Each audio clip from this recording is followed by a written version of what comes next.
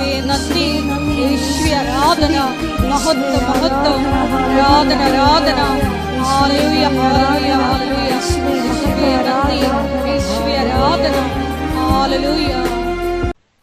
അമ്മയുടെ പ്രത്യക്ഷീകരണത്തിന്റെ ഈ അനുഗ്രഹ വേളയിൽ ഞങ്ങൾക്ക് സാധിച്ചു തരുവാൻ കനിയണമേ. ആമേൻ. നമുക്ക് സ്തുതിച്ച് പ്രാർത്ഥിക്കാം. ഹല്ലേലൂയ. യേശുവേ സ്തുതി, ആരാധന, മഹത്വം കർത്താവേ. ഈ ആരാധന മണിക്കൂറിനെ അവിടുന്ന് അനുഗ്രഹിക്കണമേ. സന്ദേശങ്ങളാൽ അവിടുന്ന് നിറയ്ക്കണമേ. അച്ഛന്റെ അധരങ്ങളിലൂടെ ഈ കാലത്തിൽ ചേർന്നത് ഞങ്ങളുടെ ജീവിതത്തിൽ ഉപകരിക്കുന്ന സന്ദേശങ്ങൾ നൽകി ഞങ്ങളെ അവിടുന്ന് സഹായിക്കണമേ. ഹല്ലേലൂയ കർത്താവേ. സ്തുതി, ആരാധന കർത്താവേ. മഹത്വം കർത്താവേ. ആരാധന കർത്താവേ. സ്തുതി, ആരാധന, മഹത്വം മഹത്വം ആരാധന ആരാധന. ആരോഗ്യത്തെ പ്രത്യേകമായിട്ട് നമുക്ക് പ്രാർത്ഥിക്കാം. ഏറ്റെടുത്തിരിക്കുന്ന എല്ലാ ശുശ്രൂഷ മേഖലകളെയും പ്രാർത്ഥിക്കാം. പുതിയ പുതിയ വെളിപ്പെടുത്തലുകൾ ശുശ്രൂഷ മേഖലകൾ ഉണ്ടാകണമേ എന്ന് പ്രാർത്ഥിക്കുന്നു. ഏറ്റെടുത്തിരിക്കുന്ന എല്ലാ ശുശ്രൂഷ മേഖലകളെയും വിജയത്തിലെത്തിക്കണമേ എന്ന് പ്രാർത്ഥിക്കുന്നു. ആത്മാവിന്റെ വലിയ അഭിഷേകം എല്ലാ മേഖലകളിൽ നൽകണമേ എന്ന് പ്രാർത്ഥിക്കുന്നു. ഹല്ലേലൂയ ഹല്ലേലൂയ. മഹത്വം ഹല്ലേലൂയ ഹല്ലേലൂയ. രോഗബാധയെ സ്പർശിക്കണമേ എന്ന് പ്രാർത്ഥിക്കുന്നു. മഹത്വം ആരാധന യേശുവേ ആരാധന. ഹല്ലേലൂയ മഹത്വം ആരാധന ആരാധന. ഹല്ലേലൂയ യേശുവേ ആരാധന. ഹല്ലേലൂയ മഹത്വം മഹത്വം ആരാധന ആരാധന. ഹല്ലേലൂയ ഹല്ലേലൂയ. യേശുവേ ആരാധന. ഹല്ലേലൂയ ഹല്ലേലൂയ ഹല്ലേലൂയ. ആരാധന ഹല്ലേലൂയ. യേശുവേ ആരാധന ആരാധന. യേശുവേ മഹത്വം മഹത്വം മഹത്വം. യേശുവേ ആരാധന ഹല്ലേലൂയ. യേശുവേ മഹത്വം മഹത്വം മഹത്വം. യേശുവേ ആരാധന. ഹല്ലേലൂയ ഹല്ലേലൂയ. യേശുവേ മഹത്വം മഹത്വം മഹത്വം. ഹല്ലേലൂയ യേശുവേ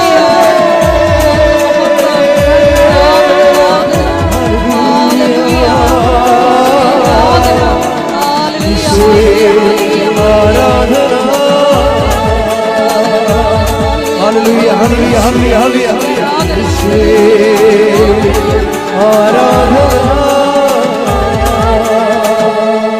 ഇന്ന് നമ്മുടെ ഉടമ്പടി ധ്യാനത്തിനായിട്ട്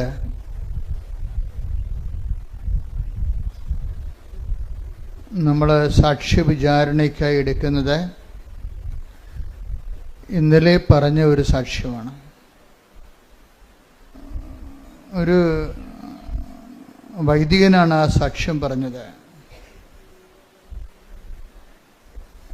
2025 ഒരു പ്രത്യേകത ഞാൻ നോക്കിയിട്ട് വൈദികരുടെ സാക്ഷ്യങ്ങൾ കൂടുന്നുണ്ട്.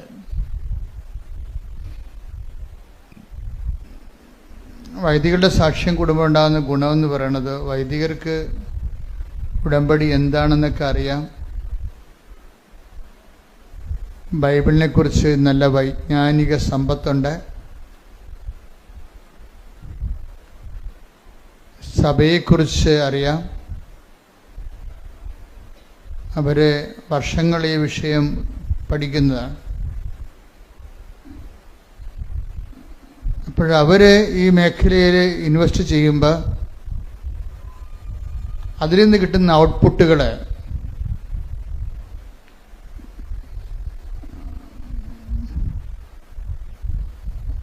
എല്ലാവർക്കും ഒരുപോലെ പ്രയോജനമുള്ളതായിരിക്കും. ഇപ്പം ഇന്നലെ സാക്ഷ്യം പറഞ്ഞതൊരു ഫാദർ മാത്യു ഏലന്താനമാണ്.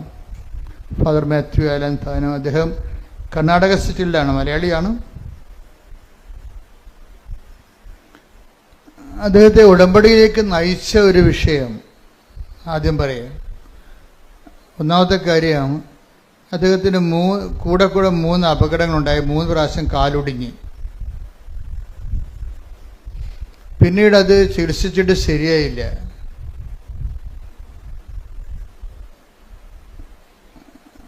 അപ്പോൾ ഗുരുതരമായ രീതിയിൽ കാല് അമ്പ്യൂട്ട് ചെയ്യണമെന്ന് ഡോക്ടർ പറഞ്ഞു, മുറിച്ച് കളയണമെന്ന്.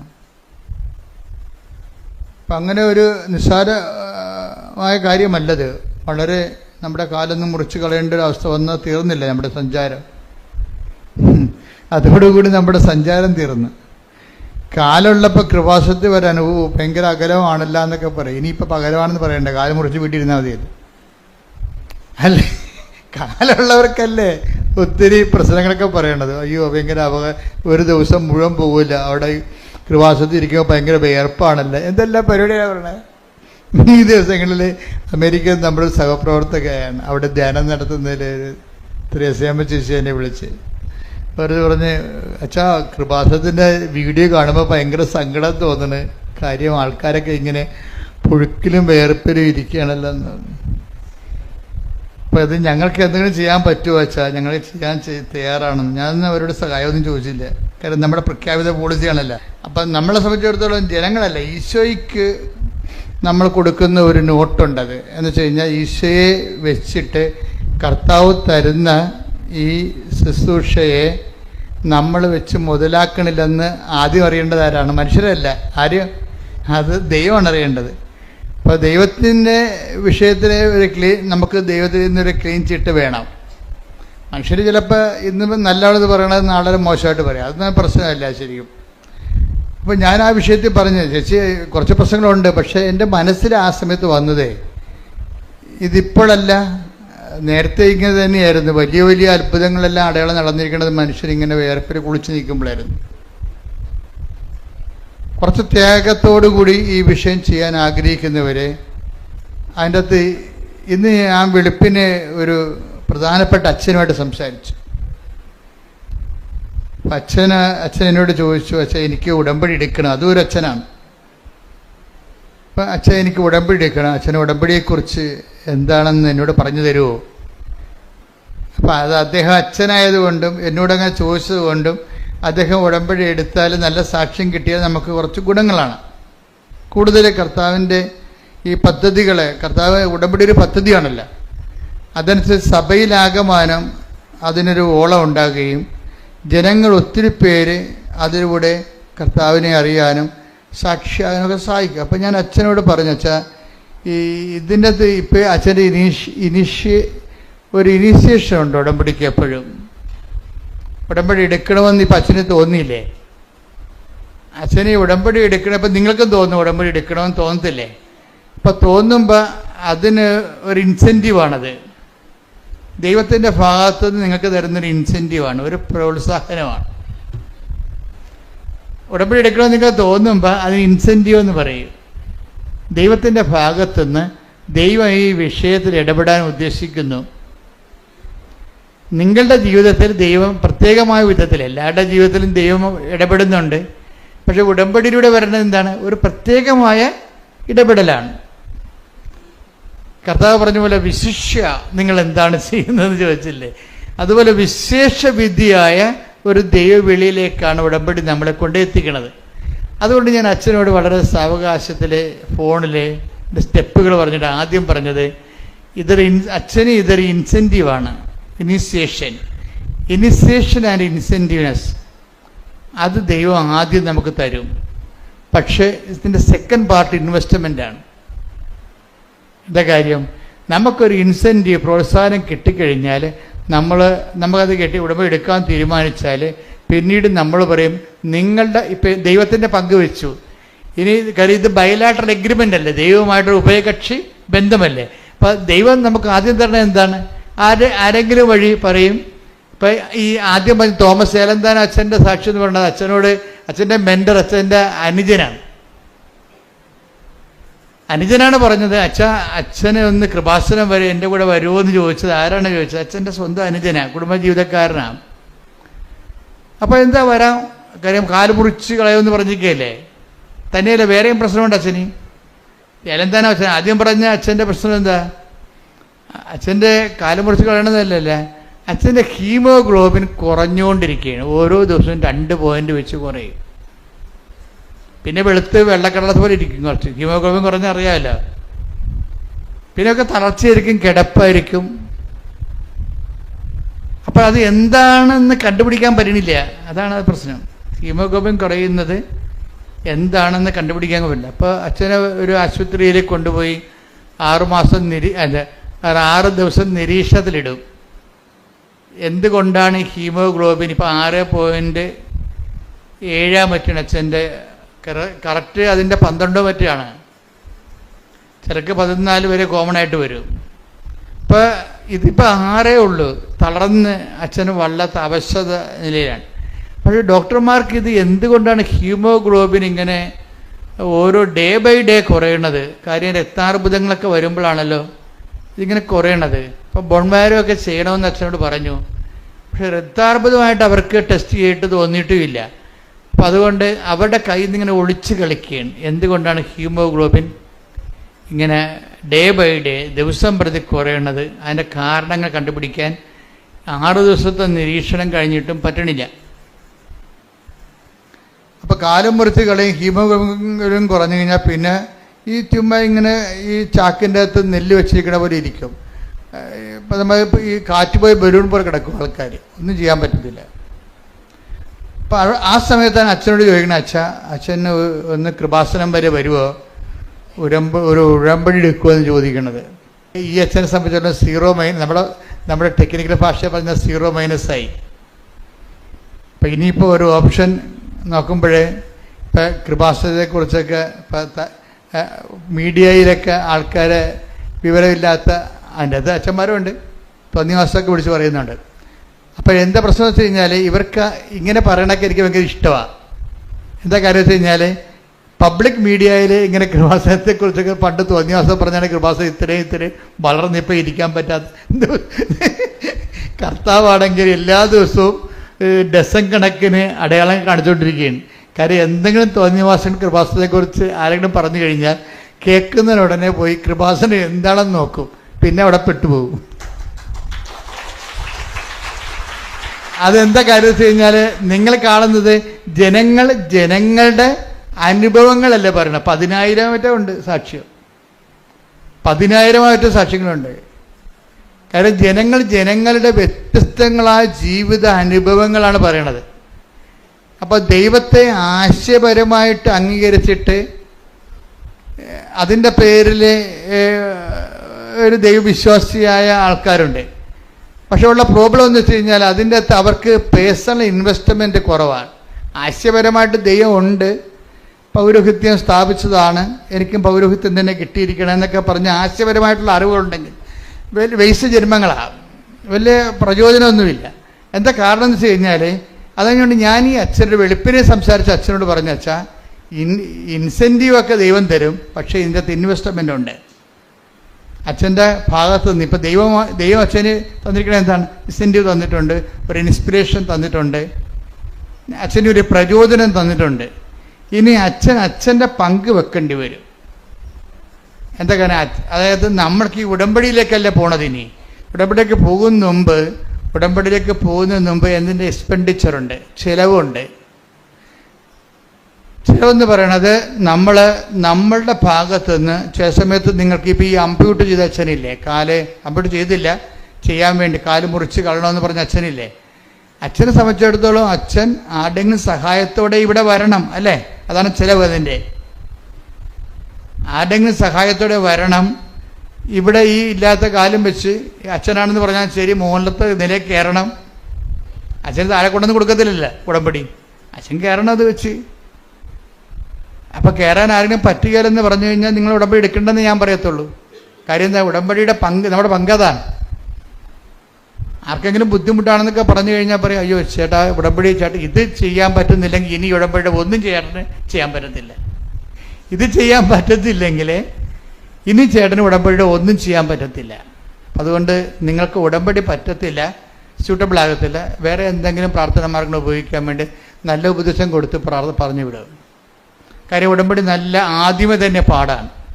ഇതാണ് ഇൻവെസ്റ്റ്മെൻ്റ് എന്ന് പറയുന്നതിൻ്റെ കാര്യം. അപ്പോൾ ആരോഗ്യമുള്ളവർക്ക് പ്രശ്നമില്ലെങ്കിൽ ആരോഗ്യമുള്ളവർക്ക് വേറെ ചില ഏടാകൂടങ്ങളൊക്കെ വരും, ചെയ്യാതിരിക്കാൻ വേണ്ടി, ഉടമ്പടി ചെയ്യാതിരിക്കാൻ വേണ്ടിയുള്ള ഏടാകൂടം. ഈ അച്ഛൻ തന്നെ വേറെ അച്ഛനോട് സംസാരിക്കുമ്പോൾ ആ അച്ഛൻ വേറെ വല്ലതൊക്കെ പറഞ്ഞു കൊടുക്കുമ്പോൾ തന്നെ ഈ അച്ഛൻ്റെ കാര്യത്തിൽ തീരുമാനമാകും ഇല്ലേ? അതാണ് ഞാൻ പറഞ്ഞത്, ഇൻവെസ്റ്റ്മെൻ്റ് ഉണ്ട് ഇതിൻ്റെ അകത്ത്. അതിനെ അതിലംഘിച്ചുകൊണ്ട് വേണം, അതിനുള്ള ആംബിയൻസ് അല്ല ആംബിയർ ഇദ്ദേഹത്തിന് ഉണ്ടെങ്കിൽ മാത്രമേ ഇദ്ദേഹത്തിനെ കൊണ്ട് ദൈവം ഉടമ്പടി എടുപ്പിക്കത്തുള്ളൂ. അപ്പം അതുകൊണ്ട് ഇനിയുള്ള ദിവസങ്ങൾ അച്ഛന് നിർണായകമാണ്. ഏത് വശത്തുനിന്നും എങ്ങനെയും ആത്മീയമായ പണി കിട്ടാനുള്ള എല്ലാവിധ സാധ്യതകളുകൊണ്ടാണ് അച്ഛൻ്റെ വാരഫലം അതാണെന്ന് പറഞ്ഞ് കാര്യം പറഞ്ഞത്. അപ്പം അത് നിങ്ങൾക്ക് അറിയണം. അതായത് ആദ്യമേ തന്നെ വരുമ്പോൾ പെട്ടെന്ന് തന്നെ ചില ആൾക്കാർക്ക് ഉടമ്പടി ക്ലിക്കാകത്തില്ലേ, നിങ്ങൾ ഭയങ്കര ഡേഞ്ചറസ് സിറ്റുവേഷനിലാണ്. അത് എപ്പോഴും നമ്മൾ ശ്രദ്ധിച്ചേക്കണം. ഉടമ്പടി എടുക്കണം അന്ന് തന്നെ കാര്യങ്ങൾ നടക്കാനുള്ള ലഹു വന്ന എൻ്റെ അർത്ഥം ദൈവത്തിന് നിങ്ങളെ ഒരു വിശ്വാസമില്ലെന്ന് എൻ്റെ അർത്ഥം. എന്ന് വെച്ചാൽ എന്തെങ്കിലും കാര്യങ്ങൾ ദൈവം ഇടപെട്ടില്ലെങ്കിൽ നിങ്ങൾ നാലുകാലേ വീണ് ഓടിപ്പോകുമെന്നുള്ള കാര്യം ദൈവത്തിന് അറിയാം. അതുകൊണ്ടാണ് ആദ്യമേ കയറി കൊളുത്തണം. ഇത് കൊളുത്തെന്ന് പറയും. ആദ്യമേ അനുഭവം കിട്ടുന്നത് ഞാൻ എന്നോട് പറയാം, അച്ഛാ ഉടമ്പടി എടുത്ത അന്ന് തന്നെ അവർ വിസ തന്നു. ഞാൻ പറഞ്ഞു ഇത് കൊളുത്താണ്, നീ മെരുങ്ങാത്ത ആനയത് കൊണ്ടേ ഒരു തൊട്ടിക്കും പിടിച്ചാൽ കിട്ടാത്ത സാധനമാണ്. അതുകൊണ്ട് അപ്പം തന്നെ നീ സ്കൂട്ടാകും, ദൈവത്തിൻ്റെ തിരുസന്നിധിയിൽ നിന്ന് പോകും. ഇപ്പോഴും നമ്മൾ ഓർക്കേണ്ടതെന്ന് വെച്ച് കഴിഞ്ഞാൽ നല്ല ദൈവജ്ഞാനം ഉള്ളവരാണെങ്കിൽ ദൈവം ഇല്ലാത്തതും ഉള്ളതും ഒരുപോലെയാവും. ഇപ്പോൾ ഉടമ്പടിയിൽ ഏറ്റവും വലിയ സംഭവം എന്താ? പ്രസൻസ് അല്ലേ? പ്രസൻസ് ആണല്ലോ ദൈവത്തിൻ്റെ ഒരു ദാനം. എന്താണ് ഉടമ്പടി എടുക്കുമ്പോൾ ദൈവത്തിൻ്റെ പ്രസൻസ് വരും. ഇപ്പം മാർപ്പാപ്പയുടെ മുറിയിൽ മഴവില്ല് കണ്ടെന്ന് വെച്ചാൽ എത്രയോ കാലമായി നമ്മൾ ഓരോ മനുഷ്യരും ഇവിടെ മഴവില്ല് കാണുന്നത്. പക്ഷെ അത് വാർത്തയായത് ലോകത്തിന് ഇപ്പോഴാണ്. അത് കഴിച്ചാൽ ഉന്നതമായ ശ്രേണികളിൽ ഇതുപോലെ അടയാളങ്ങൾ കാണിക്കുമ്പോൾ അത് അടയാളമാണോ ക്ലൈമറ്റിനാണോ നമുക്കറിയത്തില്ല. പക്ഷെ എന്നാലും അത് വാർത്തയായി എന്നുള്ള കാര്യം സത്യമാണ്. പക്ഷെ അതല്ല, ഉടമ്പടി എടുക്കുമ്പോൾ ഉടമ്പടിയുമായി ബന്ധപ്പെട്ടാണ് മഴവില്ല് ദൈവം അതിൻ്റെ ഒരു അടയാളമായിട്ടാണ് ബൈബിളിലെ വെളിപാടിൻ്റെ ഭാഗമാകുന്നത്. അതിനെ ഉടമ്പടി ചെയ്ത വ്യക്തികൾ ഇപ്പം മകളെ തോറ്റ് തൊപ്പിയിട്ട് അവൾ ഹോസ്റ്റലിൽ നിന്ന് ഇറങ്ങാൻ പോവുകയാണ്.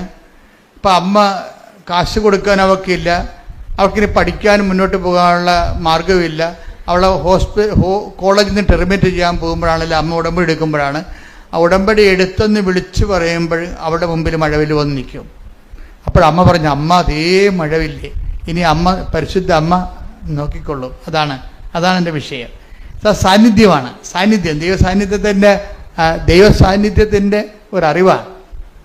അപ്പം ദൈവസാന്നിധ്യം നൽകുമ്പോൾ ഇതുപോലെ തന്നെ നിങ്ങൾ കുറച്ചങ്ങോട്ട് ചെല്ലുമ്പോൾ ദൈവത്തിൻ്റെ അസാന്നിധ്യം ഉണ്ടാവും. ഈ ദൈവത്തിൻ്റെ അസാന്നിധ്യവും സാന്നിധ്യം പോലെ മനസ്സിലാക്കുമ്പോഴാണ് നമ്മൾ ശരിക്കും ഉടമ്പടി പക്വമാകുന്നത്. മനസ്സിലായ? ദൈവത്തിൻ്റെ സാന്നിധ്യം പോലെ തന്നെയാണ് ദൈവത്തിൻ്റെ അസാന്നിധ്യവും. അതിപ്പോൾ അറിയണമെങ്കിൽ ജെറമിയ വായിച്ചു നോക്കിയേ. ജെറമിയ 23:23 ശ്രുതികട ഹല്ലേലൂയ ഹല്ലേലൂയ ഹല്ലേലൂയ ഹല്ലേലൂയ യേശുവേ നന്ദി, യേശുവേ സ്തുതി, ഹല്ലേലൂയ. അപ്പം അടയാളമില്ലാത്തൊരു കാലവും അപ്പം വിചാരിക്കും ദൈവം ഇറങ്ങിപ്പോയി, നിന്റെ അനുഗ്രഹത്തിൻ്റെ കാലം കഴിഞ്ഞു, എൻ്റെ പ്രാർത്ഥനയ്ക്ക് എന്തോ കുഴപ്പമുണ്ട്, ഞാൻ പ്രാർത്ഥിച്ചിട്ട് ഏക്കണില്ല ഇനി എന്ന് പറയുമ്പോൾ വീണ്ടും നിങ്ങൾ പ്രാർത്ഥന കുറച്ചുകൊണ്ട് വരും, ഉടമ്പടിയിൽ വിശ്വസ്തത കുറച്ചുകൊണ്ട് വരും. കാര്യം പ്രസൻസിൻ്റെ കാലത്ത് നിങ്ങൾ കാണിക്കുന്ന വിശ്വാസത്തിന് ദൈവം അത്രയ്ക്ക് കണക്കിലെടുക്കത്തില്ല. എന്താ കാര്യം വെച്ച് കഴിഞ്ഞാൽ പ്രസൻസ് നിങ്ങൾക്ക് നേരെ പ്രസൻസ് തന്നിട്ടാണല്ലോ, അനുഗ്രഹം തന്നിട്ടാണല്ലോ നിങ്ങൾ വിശ്വസിക്കണത്. വീട്ടിലെ പ്രസൻസിൻ്റെ കാലത്ത് നിങ്ങൾ കാണിക്കുന്ന എല്ലാ വിഷയങ്ങളും ദൈവം അത്ര കണ്ട് ആധികാരികതയില്ല അതിന്. കാര്യം എന്താണ്? അതിപ്പോൾ അടയാളം കൊടുക്കാമെന്ന് കേട്ട് അനുഗ്രഹം കൊടുക്കുമെന്ന് കണ്ടു കഴിഞ്ഞാൽ ആരെയും ദൈവമായിട്ട് ആചരിക്കുന്നതിന് ആർക്കും ഇവിടെ പ്രശ്നങ്ങളില്ല. അഹ്റോന് പുരോഹിത വേഷം ധരിപ്പിക്കുമ്പോൾ നിത്യത വരെ അഹ്റോൻ്റെ എല്ലാ തലമുറകൾക്കുമായിട്ടാണ് ദൈവസാന്നിധ്യം. മോസസ് ഓരോ ഉടുപ്പ് ധരിപ്പിക്കണം അഹ്റോന്. പക്ഷെ ആ അഹ്റോൻ തന്നെയാണ് ഒരു നിമിഷം ഈജിപ്തിൽ നിന്ന് നമ്മളെ രക്ഷിച്ചത് ഈ കാളക്കുട്ടിയാണെന്ന് പറയണത്. ദൈവത്തെ മാറ്റി നിർത്തിക്കൊണ്ട് കാളക്കുട്ടിയെ ആരാധിക്കുന്നതിന് മനുഷ്യന് ഒന്നൊന്നും അറിഞ്ഞാൽ മതി, ഒന്ന് തിരിഞ്ഞാൽ മതി. അത് ദൈവത്തിന് നല്ലവണ്ണം അറിയാം. അതിൻ്റെ അടയാളം കാണിക്കുന്ന കാലത്ത് വലിയ ആർഭാടത്തോടെ സാക്ഷ്യം പറയുകയും അടയാളമില്ലാത്ത കാലത്ത് ദൈവം ഇല്ല എന്ന രീതി ജീവിക്കുകയും ചെയ്യുന്ന അവസ്ഥ ഉണ്ട്. അതുകൊണ്ടാണ് ദൈവം ചോദിക്കണത്, ജെറമ്യാ 23:23 ഞാൻ ഒന്നുകൂടി വായിച്ചത്, സമീപസ്ഥനായിരിക്കുമ്പോൾ മാത്രമാണോ, ഏറ്റു പറഞ്ഞ്, സമീപസ്ഥനായിരിക്കുമ്പോൾ മാത്രമാണോ ഞാൻ നിങ്ങൾക്ക് ദൈവം, ഞാൻ നിങ്ങൾക്ക് ദൈവം, വിദൂരത്തിലിരിക്കുമ്പോഴും ഞാൻ ദൈവമല്ലേ, ഞാൻ ദൈവമല്ലേ. അപ്പൊ നിങ്ങളുടെ വിഷയം നടന്നില്ല എന്ന് വെച്ചുകൊണ്ട് ദൈവത്തിന് വല്ല മാറ്റമുണ്ടോ? അതാണ് പ്രശ്നം.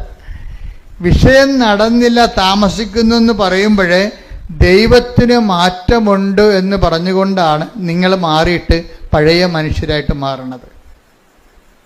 നമ്മളെ പഴയ മനുഷ്യരാക്കുന്ന ഒത്തിരി സാഹചര്യങ്ങളുണ്ട് സമൂഹത്തിലെ. ബൈബിളിലെ പുതിയ മനുഷ്യനും പഴയ മനുഷ്യനും ഒന്നുണ്ട്. Take the word of God. ശ്രുതിക്കട്ടെ. ഹല്ലേലൂയ, ഹല്ലേലൂയ, ഹല്ലേലൂയ, ഹല്ലേലൂയ, ഹല്ലേലൂയ. യേശുവേ നന്ദി, യേശുവേ സ്തുതി. ഹല്ലേലൂയ. അവന്റെ ചെയ്തികളോടുകൂടി നിഷ്കാസനം ചെയ്യുവിൻ, നിഷ്കാസനം ചെയ്യുവിൻ. അതായത് രണ്ട് മനുഷ്യർ, ഉടമ്പടിക്ക് ശേഷവും ഉടമ്പടിക്ക് മുമ്പും ഉടമ്പടിക്ക് ശേഷവും ദൈവം ആഗ്രഹിക്കുന്ന ഒരു പ്രക്രിയയുണ്ട്. അത് എവിടം വരെ എത്തിയെന്ന് അതിൻ്റെ റേറ്റിംഗ് നോക്കണം. പറഞ്ഞാൽ ശരി, ഭയങ്കര സീരിയസാണ്. ദൈവം ഇങ്ങനെ അകന്നു പോകണമെന്നും അല്ല പ്രശ്നം. നിങ്ങൾക്ക് ദൈവത്തെ മനസ്സിലാക്കാൻ പറ്റാതെ വരുമ്പോൾ അകന്നതുപോലെ അനുഭവിക്കുകയാണ്. കാര്യം ദൈവം ഇങ്ങനെ അകന്നു പോകുന്നു അല്ല അടുത്ത് വരുന്നു എന്നുള്ളതല്ല പ്രശ്നം ഇവിടുത്തെ. എന്താണ്, നമ്മൾക്ക് ദൈവത്തെ മനസ്സിലാക്കാൻ പറ്റാത്ത അവസ്ഥ വന്നാൽ ദൈവം അകന്നതുപോലെയാണ് നമുക്ക് അത് ആപേക്ഷികം. അപ്പം നമ്മുടെ ആധ്യാത്മിക അവസ്ഥ അനുസരിച്ചുകൊണ്ടാണ് ദൈവം അടുത്തോ അകന്നോ എന്നറിയണത്. നമുക്ക് ദൈവത്തെ അനുഭവിക്കാൻ പറ്റാത്തൊരു സിറ്റുവേഷൻസ് ഉണ്ടാകണത് എങ്ങനെയാണ്? ഈ പഴയ മനുഷ്യനിലേക്ക് നമ്മൾ തിരിച്ചു പോകും. പഴയ മനുഷ്യൻ, അതാണ് ഉടമ്പടിക്ക് ശേഷവും ഉടമ്പടിക്ക് മുമ്പും എന്ന് പറയണത്. ഉടമ്പടിക്ക് മുമ്പ് എങ്ങനെയായിരുന്നോ അതുപോലെ തന്നെയാണ് ഉടമ്പടിക്ക് ശേഷവും. കുറച്ച് അടയാളം കാണാതെ വരുമ്പോൾ നിങ്ങൾ ഉടമ്പടി മറന്നിട്ട് ദൈവത്തെയും മറന്നിട്ട് പഴയതാണ് നല്ലതെന്ന് പറയും. പഴയതാണ് നല്ലത് എന്ന് പറയണത് ഇപ്പോഴൊന്നുമല്ല, പണ്ട് മുതലേ ഉള്ളതാണ്. പഴയതാണ്, പുതിയ വീഞ്ഞ് കുടിച്ചതിന് ശേഷം പഴയതാണ് നല്ലതെന്ന് അവർ പറയുന്നുവെന്നാണ്. അതായത് അവർ ശീലിച്ച ഹാബിറ്റായി പോയ സംഭവമുണ്ട്. അഭിരുചികളും ഹാബിറ്റുമായിട്ട് ബന്ധമുണ്ട്. ഹാബിറ്റ് എന്ന് പറഞ്ഞാൽ എന്താ? ശീലം. ഒരു നന്മ തിന്മകൾ എല്ലാം അനുഭവ തലങ്ങളിൽ അതൊരു ശീലമോ നല്ല ശീലമോ ദുശീലമോ ആണ്. അപ്പം നമ്മൾ ശീലിച്ചത് പാലിച്ചുകൊണ്ടിരിക്കുമ്പോൾ അത് സുവിശേഷ ചൈതന്യത്തിന് വിരുദ്ധമാണെങ്കിൽ അതിന് പഴയ മനുഷ്യനെന്ന് നമ്മൾ പറയും. പഴയ മനുഷ്യനിലേക്ക് തിരിച്ചു പോകണം. ഇപ്പം ചില ആൾക്കാർ പറയല്ലേ, നോൻപ് എങ്ങനെയെങ്കിലും ഒന്ന് കഴിഞ്ഞാൽ മതിയായിരുന്നു. അതാണ് സാധനം. വീട്ടുകാർക്ക് ഭയങ്കര പിടുത്തമായിരിക്കും. മീനിന് പിടുത്തം, മുട്ടക്ക് വരെ ഇവിടുത്തെ ഇറച്ചിക്ക് പിടുത്തം. മനുഷ്യ ഇത് നോൻപാണെന്ന് അറിയാൻ പാടില്ല എന്ന് പറയുമ്പോൾ എന്നൊക്കെ പറഞ്ഞിട്ട് പിന്നെയും വിട്ട് വിഴുങ്ങും. അപ്പം തലയിൽ ചൊറിഞ്ഞുകൊണ്ട് പറഞ്ഞത് എന്താണ്? ആ നോൻപെന്ന് കഴിഞ്ഞാൽ മതിയായിരുന്നെന്ന് പറയും. ഇതാ പഴയ മനുഷ്യൻ. ഇതാണ് വിഷയം. ഇത് ഒരു വിഷയം ഭക്ഷണകാര്യത്തിൽ മാത്രമല്ല, ജീവിത ശൈലികളിലും ദൈവത്തെ മാറ്റി നിർത്തുമ്പോൾ ഒരു സുരക്ഷിതത്വം മനുഷ്യൻ അനുഭവിക്കുന്നുണ്ട്. അത് കേവലം മാനുഷികമായ ഒരു സുരക്ഷിതത്വമാണ്. ഉടമ്പടി ചെയ്തിരിക്കുന്നത് നിന്റെ ദൈവിക വ്യക്തിത്വവും ദൈവവും തമ്മിലാണ്. നിന്റെ ലോക വ്യക്തിത്വവും ദൈവവും തമ്മിലല്ല. ഒരു ലോക വ്യക്തിത്വം ഉള്ള വ്യക്തിക്ക് ഉടമ്പടി ചെയ്യാൻ പാടില്ല, പറ്റത്തില്ല. അതുകൊണ്ടാണ് സൃഷ്ടാവിൻ്റെ നിങ്ങൾ ലോകത്തെ അതിൻ്റെ ചെയ്തികളോടുകൂടെ, ലോകത്തെ എന്താ ചെയ്യേണ്ടത്? അതിൻ്റെ ചെയ്തികളോടുകൂടി ദൂരെ എറിയാൻ പറയാം. അതാ കൊളോസ്യസ് 3:9. ലോകത്തെ അതിൻ്റെ ചെയ്തികളോടുകൂടെ നമ്മൾ നോൻപിലേക്ക് പ്രവേശിക്കുകയാണ്. അപ്പം പഴയ മനുഷ്യനെ ഉടമ്പടിക്കാലത്ത്, നോൻപ് കാലത്ത് ഉടമ്പടി എന്ന് പറയുമ്പോൾ നമ്മൾ ഏറ്റവും നല്ലൊരു കാലമാണ് നോൻപ് കാലം. ഉടമ്പടി എടുക്കാൻ പറ്റിയൊരു കാലമാണ്.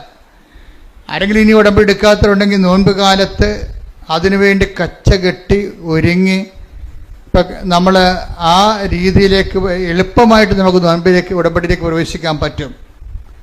കാര്യം നമ്മുടെ നോൻപ് ജീവിതവും ഉടമ്പടി ജീവിതവും ഒരുമിച്ച് പോകുന്നതാണ്. നോൻപ് ജീവിതവും ഉടമ്പടി ജീവിതവും. അപ്പം അത് നമുക്ക് അധികം ഭാരപ്പെടാതെ തന്നെ ആ നോൻപിൻ്റെ അരുവിലേക്കും ഉടമ്പടി അരുവിലേക്കും ഒരുമിച്ച് വരാൻ പറ്റും.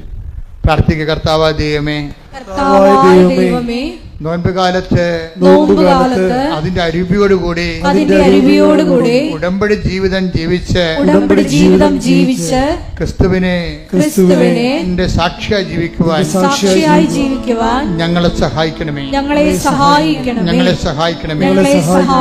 സ്തുതിക്കട്ടെ. ഹല്ലേലൂയ, ഹല്ലേലൂയ, ഹല്ലേലൂയ. മഹത്വം, മഹത്വം. ഹല്ലേലൂയ. യേശുവേ, നോമ്പുകാല ചൈതന്യം ഉൾക്കൊണ്ട് ഞങ്ങളുടെ ഉടമ്പടി ജീവിതത്തെ പുനഃക്രമീകരിക്കുവാൻ ഈ ആരാധനയിലൂടെ ഞങ്ങളെ അഭിഷേകം ചെയ്യണമേ. നോൻപുകാലത്ത് ഈ അരൂപിയിലേക്ക് നമുക്ക് എളുപ്പം വരാൻ കഴിയും. യാക്കോബ് 1:27 വായിച്ച്. പിതാവായ ദൈവത്തിന്റെ മുമ്പിൽ പറഞ്ഞേ. പിതാവായ ദൈവത്തിന്റെ മുൻപിൽ പരിശുദ്ധവും നിഷ്കളങ്കവുമായ ഭക്തി ഇതാണ്. അനാഥരുടെയും വിധവകളുടെയും ഞെരുക്കങ്ങളിൽ അവരുടെ സഹായത്തിനെത്തുക. ലോകത്തിന്റെ കളങ്കമേൽക്കാതെ തന്നെ തന്നെ കാത്തു സൂക്ഷിക്കുക. ഉടമ്പടി കാലത്ത് നമ്മൾ രണ്ട് കാര്യങ്ങളാണ്. എന്താണ്? ഭക്തിയുടെ ജീവിതമുണ്ട്. പക്ഷെ ഭക്തി എന്ന് പറഞ്ഞാൽ എന്താണ്? എപ്പോഴും കൈകൊപ്പിക്കൊണ്ട് ദൈവമേ കൈതൊഴാൻ കേൾക്കുമാറാകണമെന്ന് പറഞ്ഞല്ല ഭക്തി. ഭക്തി എന്ന് പറഞ്ഞാൽ എന്താണ്? ഒന്ന് വായിച്ചേ. സുവിശേഷ വിഹിതമായ ഭക്തിയുണ്ട്. എന്താണത്? പിതാവായ ദൈവത്തിന്റെ മുമ്പിൽ പരിശുദ്ധവും നിഷ്കളങ്കവുമായ ഭക്തി ഇതാണ്. അനാഥരുടെയും വിധവകളുടെയും ഞെരുക്കങ്ങളിൽ അവരുടെ സഹായത്തിനെത്തുക.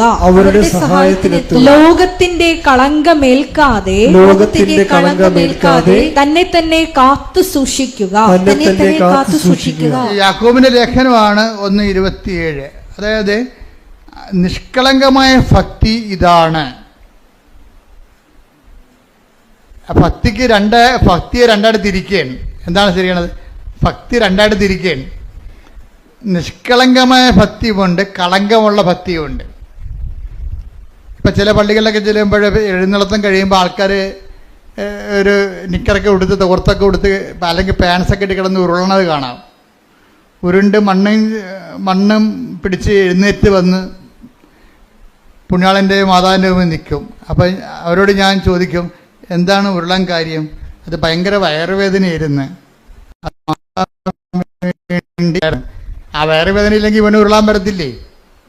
അപ്പം അതിൻ്റെ അകത്ത് ഒരു നിഷ്കളങ്കമല്ല സംഭവം. ഭക്തിയുണ്ട്, പക്ഷേ ദൈവമല്ല അതിൻ്റെ അകത്ത് മെയിൻ ആള്. ഇവൻ്റെ വയറും വേദനയൊക്കെയാണ്. അതാണ് കാര്യം. മനസ്സിലായി?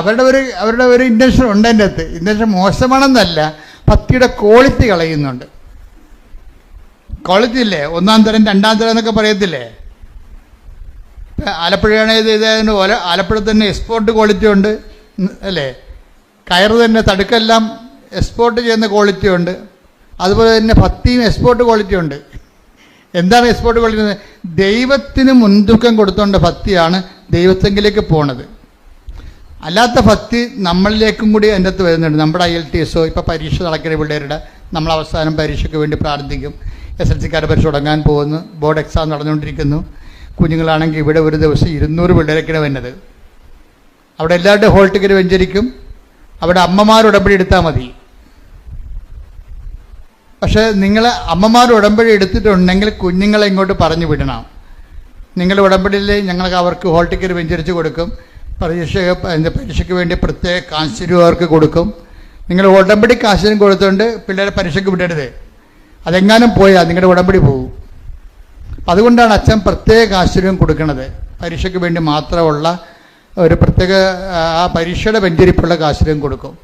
അപ്പം അത് പിന്നെ അത് അവർക്ക് 5 പ്രാർത്ഥനയാണ് പിള്ളേർക്ക്. പരീക്ഷ പിള്ളേർക്ക് 5 പ്രാർത്ഥനയുള്ളത്. ഹോൾ ടിക്കറ്റ് വെഞ്ചരിക്കുന്ന, പിന്നെ കാശിരൂപം കൊടുക്കുന്നു, തൈരം പൂശി പ്രാർത്ഥിക്കുന്നു, അങ്ങനെ 5 കാര്യങ്ങൾ ചെയ്യും. പിന്നെ പരീക്ഷയ്ക്ക് ഒരുങ്ങാനുള്ള ഉപദേശം കൊടുക്കും. പിന്നെ പരീക്ഷയുടെ തനത് അഭിഷേക പ്രാർത്ഥന ചൊല്ലും. അപ്പോൾ അതിന് മാതാപിതാക്കന്മാരുടെ ഉടമ്പടി മതി. ആ വീട്ടിൽ ആരുടെയെങ്കിലും ഒരാളുടെ ഉടമ്പടി മതി. ആ വീട്ടിലായിരിക്കണം. ആ വീട്ടിലുള്ള ആ ഓൺ ഹൗസിൽ താമസിക്കുന്ന ആരുടെങ്കിലും ഒരാളുടെ ഉടമ്പടി മതി. പക്ഷേ പിള്ളേരുടെ എവിടെ കിട്ടിക്കഴിയുമ്പോൾ ഞാൻ കുഞ്ഞുങ്ങളോട് ആ ഉടമ്പടി പ്രകാരം എങ്ങനെ ജീവിക്കേണ്ടതെന്ന് ഞാൻ അവർക്ക് പറയാം. അപ്പം നിങ്ങൾക്ക് സപ്പോർട്ടീവാണത്. എന്താ സപ്പോർട്ട് ചെയ്യുന്നത് പറയണത്?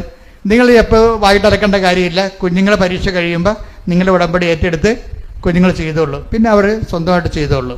അപ്പം കിട്ടിയിരിക്കുന്ന അവസരങ്ങൾ കളയരുത്. സാക്ഷ്യം പറയണം. സാക്ഷ്യം പറയാതില്ലെങ്കിൽ പിന്നെ നിങ്ങൾ ഇനി കൃപാസനത്തിൽ വരണ്ട എന്നൊക്കെ പറഞ്ഞത് എന്താണ്? സാക്ഷ്യം ദൈവത്തിൻ്റെ പോർഷനാണ്, നമ്മുടെ അല്ല, നമ്മുടെ നിയോഗമാണ്. അത് ദൈവം സാധിച്ചു തന്നു കഴിഞ്ഞാൽ ഉടനെ പരിപാടി. പിന്നെ അടുത്ത നടപടി എന്താണ്? ദൈവത്തിൻ്റെ പങ്ക് കൊടുക്കണം. ദൈവത്തിന് കൊടുക്കാനുള്ള മഹത്വം കൊടുക്കുമ്പോൾ എന്ത് സംഭവിക്കണം? നിങ്ങളിലൂടെ ആയിരക്കണക്കിന് മനുഷ്യൻ, ഇപ്പം ആ അച്ഛൻ്റെ സാക്ഷ്യമില്ലേ, അത് അപ്പ് ചെയ്ത് കഴിഞ്ഞാൽ എങ്ങനെയാലും 1,00,000 പേര് ആ സാക്ഷ്യം കാണും. ആ 1,00,000 പേര് സാക്ഷ്യം കാണുമ്പോൾ അതിൻ്റെ അകത്ത് പല അച്ഛന്മാരും കാണും. ഇപ്പോഴെന്ന് വെച്ച് കഴിഞ്ഞാൽ ആൾക്കാരെല്ലാവരും തന്നെ ഇപ്പോഴ് അച്ഛൻ്റെ ഡെയിലി ബ്രെഡും അതുപോലെ ഇതെല്ലാം ആൾക്കാർ സ്റ്റാറ്റസ് ഇടുന്നുണ്ട്. ജർമ്മനിയിൽ നിന്ന് ഒരു ദിവസം എൻ്റെ സഹോദരൻ ഒരു ബന്ധു ഇവിടെ കല്യാണം കഴിച്ച് വന്നപ്പോൾ പറഞ്ഞു, അച്ഛാ ജർമ്മനിയിലൊക്കെ പലരും കൃപാസനത്തിൻ്റെ ഡെയിലി ബ്രെഡ് സാക്ഷ്യം ഇടുന്നുണ്ട്, സ്റ്റാറ്റസ് ഇടുന്നുണ്ട്. അങ്ങനെയാണ് ഞാനിത് അറിഞ്ഞത്. അങ്ങനെ അതാണ് ജനങ്ങൾ വളരെ വിജിലൻ്റായ രീതിയിൽ സുവിശേഷം നല്ല രീതിയിൽ പ്രചരിപ്പിക്കുന്നുണ്ട് ആൾക്കാർ. അച്ഛൻ ഇവിടെ വന്ന് അച്ഛനൊരു ഡൗട്ടായിരുന്നു. ഈ എലംകുളം അച്ഛനെ, എലന്താനം അച്ഛനും ഒരു ഡൗട്ടായിരുന്നു. ഇതെന്ത് ഈ ഉടമ്പടി എന്ന് പറയണത്? ഉടമ്പടി വ്യക്തികളും ദൈവവും തമ്മിൽ ചെയ്യണമല്ല, പിന്നെ എന്തിനാണ് മരിയൻ ഉടമ്പടി എന്ന് പറയണത്? അപ്പം ചിലർ പറയാം അത് ഫ്രോഡാണ്, ഇവിടെയുള്ള സാക്ഷ്യങ്ങളെല്ലാം കാശ് കൊടുത്തിട്ട് പറയിപ്പിക്കുന്നതാണെന്നാണ്. സാക്ഷ്യം പറഞ്ഞിട്ടുള്ള പല ആൾക്കാർ ഞങ്ങൾ ഓർത്തത് ഇവിടെ ഒരാൾക്ക് 5,000 രൂപ വെച്ച് കൊടുത്തിട്ടാണ് ഞാൻ ഈ സാക്ഷ്യം പറയണം. അതെന്താ പ്രശ്നം വെച്ച് കഴിഞ്ഞാൽ നിങ്ങൾക്കറിയാമല്ല, ഇവിടെ സാക്ഷ്യം പറയുന്നതിന് പോലും ഭയങ്കര പാടാണ്. ക്യൂ നിൽക്കണം. എത്ര നേരം ക്യൂ നിന്നെങ്കിലാണ് ആൾക്കാർക്ക് അത് ഇനി സാക്ഷ്യം അംഗീകരിച്ച് കിട്ടാൻ വലിയ പാടല്ലേ. മുകളിൽ നിന്ന് പറഞ്ഞു വിട്ടാലും താഴെ അത് സ്കാൻ ചെയ്ത് നോക്കുമ്പോൾ അത് അപ്പ് ചെയ്യാൻ പറ്റാത്ത സാക്ഷ്യമാണെങ്കിൽ നിങ്ങൾ ഒപ്പിട്ട് കൊടുക്കുകയുള്ളൂ, പറയിപ്പിക്കത്തില്ലത്. അപ്പോൾ അതാണ് ഇവിടുത്തെ അവസ്ഥ. അത്രയും സാക്ഷ്യം ക്വാളിറ്റി ഉള്ളതുണ്ട് നമ്മുടെ കയ്യിൽ. ഞാൻ പറഞ്ഞു വരുന്നതിൻ്റെ അർത്ഥം എന്ന് പറയണത്, ഇപ്പം അച്ഛൻ തന്നെ ചെയ്യണത് എന്താ? അച്ഛന് അനുഭവങ്ങൾ കിട്ടി. അച്ഛൻ ഇവിടെ ഇത് മരിയൻ ഉടമ്പടി എന്ന് വിളിക്കാൻ കാരണം എന്താണെന്നൊക്കെ പറഞ്ഞ് സംശയിച്ചാണ് പുള്ളി കയറണത്. കയറി മുകളിൽ ചെല്ലുമ്പോൾ തന്നെ എൻ്റെ ക്ലാസ് അച്ഛൻ കേൾക്കും. എന്താ കാര്യം? നിങ്ങൾക്ക് സംശയമുണ്ട്, എന്താണ്? ദൈവത്തോടല്ലേ ഉടമ്പടി ചെയ്യണത്, പിന്നെ എന്താ മരിയൻ ഉടമ്പടി എന്ന് പറയണത്? അപ്പോൾ ഞാൻ ക്ലാസ്സിലൂടെ പറയും, മരിയൻ ഉടമ്പടി എന്ന് വെച്ച് കഴിഞ്ഞാൽ നമ്മൾ ദൈവത്തോട് തന്നെയാണ് ഉടമ്പടി ചെയ്യണത്, പക്ഷേ ആരുടെ മധ്യസ്ഥതയിൽ? മാതാവിൻ്റെ മധ്യസ്ഥതയിൽ. അതാണ് മരിയൻ ഉടമ്പടി എന്ന് പറയണത്. കാരണം അമ്മയല്ലേ പറഞ്ഞത് അവൻ പറയണത് പോലെ ചെയ്യണമെന്ന്. അപ്പം അവൻ പറയണത് പോലെ ചെയ്തോളാമെന്നല്ലേ നമ്മൾ ദൈവത്തോട് ഉടമ്പടി ചെയ്യണത്? ആരുടെ മധ്യസ്ഥതയിൽ? മാതാവിൻ്റെ മധ്യസ്ഥത. അതാണ് മരിയൻ ഉടമ്പടി. ശ്രദ്ധിക്കട്ടെ.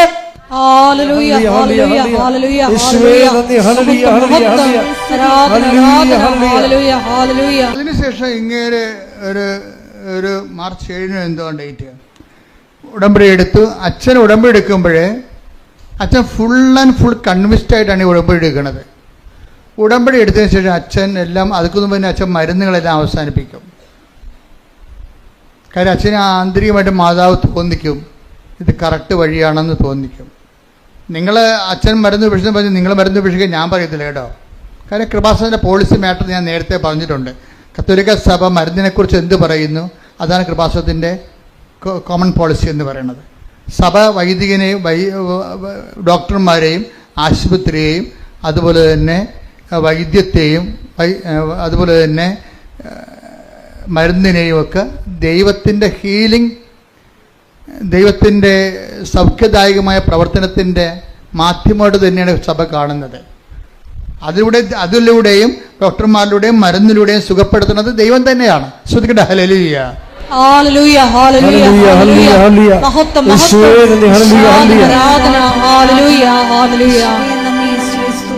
അപ്പൊ ഈ അച്ഛനെ സംബന്ധിച്ചിടത്തോളം ഉടമ്പടി എടുത്ത് ഇപ്പം അച്ഛൻ്റെ ഹീമോഗ്ലോബിൻ എത്രയാണ്? 7.6. അതുപോലെ തന്നെ പിന്നീട് ഓരോ ദിവസം ചെല്ലും തോറും ഈ 2 പോയിന്റ് ഉടമ്പടി എടുത്തതിന് ശേഷം ഒരു മരുന്ന് ഉപയോഗിക്കാതെ ഈ ഹീമോഗ്ലോബിൻ കൂടാൻ തുടങ്ങി. 2 പോയിന്റ് കൂടി ഒരു 7 ദിവസം കഴിഞ്ഞപ്പോഴുണ്ട് അച്ഛൻ്റെ ഹീമോഗ്ലോബിൻ 14.2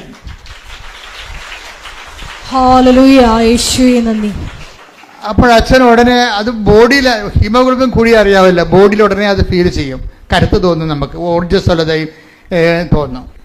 അപ്പം അച്ഛൻ വളരെ ഓക്കെ ആയി. അപ്പം അച്ഛൻ്റെ മനസ്സിൽ പറഞ്ഞ അദ്ദേഹം എന്താ ചെയ്തത്? എന്നിട്ട് അദ്ദേഹം പറയുന്നുണ്ട്, ഞാൻ ഉടമ്പടി ഹീലിംഗ് പ്രോസസ്സിൽ ഇരിക്കുമ്പോൾ പോലും ഞാൻ ചെയ്തതെല്ലാം വൃത്തിയായിട്ടാണ് ചെയ്തത്. ഞാൻ 5 പത്രം മേടിച്ചുകൊണ്ട് 5 തരം പത്രം മേടിച്ചുകൊണ്ട് പോകും. 5 തരമാണേ. എന്തൊക്കെയാണ്? മലയാളം, ഇംഗ്ലീഷ്, കന്നഡ, തെലുങ്ക്, ഹിന്ദി. അപ്പോൾ ഒരു വൈദികൻ ചെയ്യണതാണ്. അച്ഛന് ആ ഓരോ കൂട് പത്രം മേടിക്കുകയാണ്. അപ്പോൾ എന്തുമാത്രം മാതാവ് ബോധ്യം കൊടുത്തിട്ടുണ്ട്. എന്തുകൊണ്ടാണ് ഇത്രയും പെട്ടെന്ന് അച്ഛന് ഹീലിംഗ് ഉണ്ടായെന്ന് പറഞ്ഞു കഴിഞ്ഞാൽ അച്ഛൻ്റെ പ്രേക്ഷിത പ്രവർത്തനം ഓക്കെയാണ്. കാര്യം എന്താ? പൗലോസപ്പോസ്തലൻ പറഞ്ഞത്, ഈ പത്രത്തിലാണല്ലോ കളി മുഴുവൻ ഇരിക്കണത്. അല്ല, ഇവിടെ കൃപാസനത്തിൻ്റെ അറ്റാക്ക് ചെയ്ത് അകത്തുനിന്നും പുറത്തുനിന്നും ഒക്കെ പരാതികൾ കിട്ടുന്നത് എന്താണ്? അപ്പം ഞങ്ങൾക്ക് പത്രത്തെക്കുറിച്ച് ഞങ്ങൾക്ക് ചിരി വരും. എന്താ കാര്യം അറിയാമോ? പത്രം നന്നായി പ്രവർത്തിക്കുകയും അതേസമയം തന്നെ സുവിശേഷം നന്നായി പ്രചരിക്കുകയും സാക്ഷികൾ കൂടുതൽ ഉണ്ടാകുകയും ചെയ്യുമ്പോഴേ സത്താന് തീർച്ചയായിട്ടും വിറവലുണ്ടാവും. അവൻ്റെ വിറവൽ, അവൻ്റെ ഓരോ തരത്തിലുള്ള മനസ്സിലുണ്ടാകുന്ന അസ്വസ്ഥങ്ങൾ വ്യക്തികളിലൂടെയും ഓരോരോ സംവിധാനങ്ങളിലൂടെയും നമ്മളിങ്ങനെ അലട്ടിക്കൊണ്ടിരിക്കും. അപ്പം ആദ്യം ഞങ്ങൾക്ക് അത് മനസ്സിലായില്ല, പിന്നീട് മനസ്സിലായപ്പോൾ ഞങ്ങൾക്ക് ഭയങ്കര സന്തോഷമായി. എന്താ കാര്യം? അത്ര തീവ്രമായിട്ട് സുവിശേഷ വേല പത്രത്തിലൂടെ നടക്കുന്നുണ്ട്. ഇപ്പോൾ ധ്യാനഗുരുക്കന്മാർ വരെ അതിപ്പോൾ അംഗീകരിച്ചിട്ട് അവരവരുടെ ശുശ്രൂഷകളോട് പറയാൻ തുടങ്ങി, നിങ്ങൾ കണ്ടിട്ടില്ലേ? അപ്പം ഈ അച്ഛൻ ഇത് എല്ലാ ഭാഷകളിലുമുള്ള പത്രങ്ങൾ വാങ്ങിക്കും. അച്ഛൻ ബാംഗ്ലൂർ വർക്ക് ചെയ്യുന്ന കാരണം ഈ കക്ഷികൾ എല്ലാവരും ഉണ്ട്. തെലുങ്കരുണ്ട്, കർണാടകക്കാരുണ്ട് അവിടെ, അതുപോലെ തന്നെ ഹിന്ദിക്കാരുണ്ട്, ഇംഗ്ലീഷുകാരുണ്ട്, മലയാളികളുണ്ട്. എല്ലാ പത്രവും മേടിച്ചിട്ട് അച്ഛൻ പറയുകയാണ്, ഞാൻ ചുമ്മായല്ല പത്രം കൊടുക്കുന്നത്, ഞാൻ കർത്താവിനെക്കുറിച്ച് പറഞ്ഞു കൊടുക്കും. അതാണ് വിഷയം. പത്രം ഇങ്ങനെ രാവിലെ പത്രക്കാരൻ വന്ന് സൈക്കിളെ ബെല്ലടിച്ചിട്ട് പറന്നൊക്കെ വരത്തില്ലേ? നമ്മുടെ മുറികളിലേക്ക്, ഇളംതിണ്ണയിലേക്ക്, പൊട്ടിക്കയിലേക്ക് പത്രം അങ്ങനെ കൊടുക്കുകയില്ല. മറിച്ച് ഇതിൻ്റെ ഉദ്ദേശം എന്താണ്? കർത്താവിനെ അറിയാത്തവരെ അറിയിക്കുക, അറിഞ്ഞവരെ ആഴപ്പെടുത്തുക. അപ്പം അച്ഛൻ ചെയ്യണത് എന്താണ്? ഞാൻ അവരവരുടെ ഭാഷ, അച്ഛൻ എല്ലാ ഭാഷയും അറിയാം, അതുകൊണ്ട് അവരവരുടെ ഭാഷ മനസ്സിലാക്കിയിട്ട് അവരോട് അച്ഛൻ്റെ അനുഭവങ്ങൾ ആ ഭാഷയെ സംസാരിക്കും. തെലുങ്കിലോ കന്നഡയിലോ ഹിന്ദിയിലോ മലയാളത്തിലോ സംസാരിച്ചതിന് ശേഷമാണ് അച്ഛൻ ഈ പത്രം കൊടുക്കുന്നത്. പിന്നെ എങ്ങനെ ദൈവം വിട്ടുമാറണത്? അപ്പം അത് അദ്ദേഹത്തിന് വർക്ക് സിസ്റ്റമല്ലേ, സത്യസന്ധമല്ലേ, വർക്ക് സത്യസന്ധമല്ലേ? അതുകൊണ്ട് തന്നെ ദൈവം അദ്ദേഹത്തിലൂടെ ഇത് മാത്രമല്ല, അതായത് ഈ ബൈബിളിൽ പറയുകയും ഈ പത്രം കൊടുക്കുന്നത് എന്താ നിങ്ങൾക്കറിയാവില്ല. പത്രം എന്ന് പറഞ്ഞാൽ എന്താണ്? ഞാൻ എപ്പോഴും പറയും, അത് വെന്ത ചോറാണ്. സുവിശേഷം നെല്ലാണെങ്കിൽ അതിൻ്റെ ചോറാണ്. അത് വേവിച്ച് ജനങ്ങളുടെ അനുഭവങ്ങളാകുന്ന കറികളോട് കൂടിയാണ് ഇത് വിളമ്പഴിക്കണത്. പത്രത്തിൽ വിളമ്പഴിക്കണത് എന്താണ്? അത് ചോറും കറിയുമാണ്. വചനം അതാ ജനങ്ങളുടെ അനുഭവങ്ങൾ ആ വചനം ഓരോ വ്യക്തികളും വിശ്വാസം, പ്രത്യാശ, ദൈവസ്നേഹം എന്നിവ കൊണ്ട് പാചകം ചെയ്യുമ്പോൾ ആ നെല്ല് ചോറായിട്ട് വെന്തിട്ട് അതിൻ്റെ കൂടെ അവിടെ അനുഭവങ്ങളാകുന്ന കറികളോട് കൂടി ഒരു വിഭവമായിട്ടാണ് നമ്മളത് ജനങ്ങളിലേക്ക് എത്തിക്കുന്നത്. പത്രം ഒരു സുവിശേഷ വിഭവം. കൈയടിക്കട്ടെ, ശ്രുതിക്കട്ടെ. 16 സുവിശേഷത്തെ കുറിച്ച് ഞാൻ ലജ്ജിക്കുന്നില്ല. കണ്ട, എന്നാണ് തുടങ്ങുന്നത്. സുവിശേഷത്തെ കുറിച്ച് ഞാൻ ലജ്ജിക്കുന്നില്ല. ആദ്യം അത് യഹൂദർക്ക്, പിന്നീട് വിജാതിയർക്ക് രക്ഷയിലേക്ക് നയിക്കുന്ന ദൈവത്തിൻ്റെ ശക്തിയാണ്. അത് നിസ്സാരമല്ല കേട്ടോ. പത്രം ഒരു ശക്തിയുണ്ട്. പത്രത്തിൻ്റെ ശക്തി എന്നൊക്കെ പറയല്ലേ, ആ ശക്തി എന്ന് പറഞ്ഞാൽ എന്താണത്? സുവിശേഷമാണത്. സുവിശേഷം നമ്മൾ സാക്ഷ്യം പറയുമ്പോൾ നമ്മൾ സുവിശേഷം ആകുകയാണ്. സാക്ഷ്യം പത്രത്തിൽ എഴുതി കൊടുക്കുമ്പോൾ നമ്മൾ സുവിശേഷം ഏകുകയാണ്. പിടിയിട്ടില്ലേ? നമ്മൾ സാക്ഷ്യം പറയുമ്പോൾ ആരാകും? നമ്മൾ സുവിശേഷമാകും. നമ്മളെ സാക്ഷ്യം പ്രിൻ്റ് ചെയ്ത നമ്മുടെ സാക്ഷ്യം പത്രത്തിലാക്കിയിട്ട് അനേകരുടെ സാക്ഷ്യങ്ങൾ നമ്മൾ ജനങ്ങളിലേക്ക് കൊടുക്കുമ്പോൾ നമ്മൾ എന്താണ്? സുവിശേഷം ഏകുക.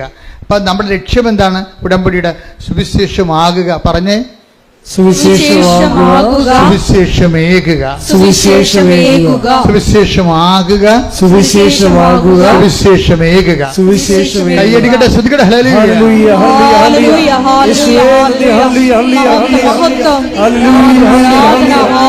ഹല്ലേലൂയ. ഇപ്പോഴേ പത്രം ഒരു ശക്തിയാണെന്ന് പറയാൻ കാര്യം എന്താണ്? പത്രത്തിലെ കർത്താവിൻ്റെ വചനങ്ങൾ ആ വചനങ്ങൾ അനുഭവിച്ചവരുടെ അനുഭവ സാക്ഷ്യങ്ങൾ കൂടിയാണ് കൊടുക്കുന്നത്. ഇത് നമ്മൾ കൊടുക്കുമ്പോൾ ലജ്ജിക്കരുത്. എന്താ കാര്യം? സുവിശേഷത്തെക്കുറിച്ച് ലജ്ജിക്കുന്നവന് ക്രിസ്തുവിനെക്കുറിച്ചാണ് ലജ്ജിക്കുന്നത്. അതവിടെ വിഷയം പറയുന്നത്. സുവിശേഷത്തെക്കുറിച്ച് ലജ്ജിക്കുന്നത്, ഇപ്പം നമ്മളെ സംബന്ധിച്ചുള്ള സുവിശേഷം കണ്ടിട്ടില്ല, സുവിശേഷം വായിച്ചിട്ടില്ല, വായിച്ചാൽ തന്നെ മനസ്സിലായിട്ടില്ല. ഈ മനസ്സിലാകാത്തവർക്ക് പിന്നെ എന്ത് ചെയ്യും? മനസ്സിലാകുന്ന ഭാഷയിലാണ് സുവിശേഷം പത്രത്തിലൂടെ എഴുതിയിരിക്കുന്നത്, അവരുടെ അനുഭവത്തിലൂടെ. എല്ലാവരും സുവിശേഷം പത്രം വായിച്ച് അനുഭവം കണ്ടറിഞ്ഞിട്ടാണ് പിന്നെ സുവിശേഷം കേൾക്കാൻ വേണ്ടി വരണതും അത് വിശ്വസിക്കാൻ വേണ്ടി വരണതും അന്തരത്ത് ജീവിക്കാൻ വേണ്ടി തയ്യാറാകണതും. കൈയടിച്ച് കർത്താവിനെ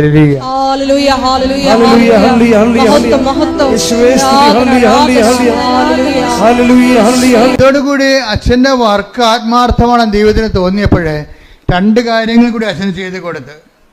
അതായത് അച്ഛന് ഭയങ്കര ജോയിൻറ്റ് പെയിൻസ് ആയിരുന്നു. ആ ജോയിൻറ്റ് പെയിൻസ് ചെന്നപാടെ തന്നെ പോയി. അച്ഛൻ നടക്കാനോ എടുക്കാനോ പാടില്ലാത്ത വിധത്തിലുള്ള ജോയിൻറ്റ് പെയിൻസാണ്. ആ ജോയിൻറ്റ് പെയിൻസ് വെച്ചുകൊണ്ടാണ് കർത്താവ് ഈ പത്രമൊക്കെ അച്ഛൻ വിതരണം ചെയ്യണതും ആൾക്കാർക്ക് സുവിശേഷ വേല പ്രേക്ഷിത വേല ചെയ്യണത്. അപ്പോൾ അതോട് ജോയിൻറ്റ് പെയിൻസ് മാറി. 2ാമതൊരു കാര്യം കൂടി മാറിയതായിട്ട് അച്ഛൻ പറയേണ്ടത്, അതായത് ഷുഗറാണ്. 300ഓളം ഉണ്ടായിരുന്ന ഷുഗർ നോർമലായിട്ട് 113 നോർമൽ ആവശ്യമായിരിക്കും. അപ്പോൾ ഇതെല്ലാം ഒരു വ്യക്തികളിൽ, അതായത് നിങ്ങളൊരു അനുഭവം കിട്ടിക്കഴിയുമ്പോൾ പിന്നീട് നിങ്ങൾ പ്രവർത്തനങ്ങളിലും പ്രേക്ഷിത പ്രവർത്തനങ്ങളിലും കയറി നിൽക്കണം. അപ്പോഴാണ് നിങ്ങൾ സ്റ്റെപ്പായിട്ട് ദൈവം ഓരോ വിഷയങ്ങൾ ഇടപെട്ട് വരണത്. എന്ന് വെച്ച് കഴിഞ്ഞാൽ പ്രാവർത്തനത്തിന് ആനുപാതികമായിരിക്കും ദൈവാനുഭവം എന്ന് ഞാൻ പറയുകയല്ല. അച്ഛൻ്റെ അനുഭവങ്ങൾ നിങ്ങൾക്ക് പകർന്നു നൽകുകയാണ്. അച്ഛൻ്റെ അനുഭവം ഇതാണ്. ഇതുപോലെ അനുഭവമുള്ള ആയിരങ്ങളുണ്ട്. അവരുടെ സാക്ഷ്യങ്ങളാണ് നമ്മൾ എല്ലാ ദിവസവും കേട്ടുകൊണ്ടിരിക്കുന്നത്.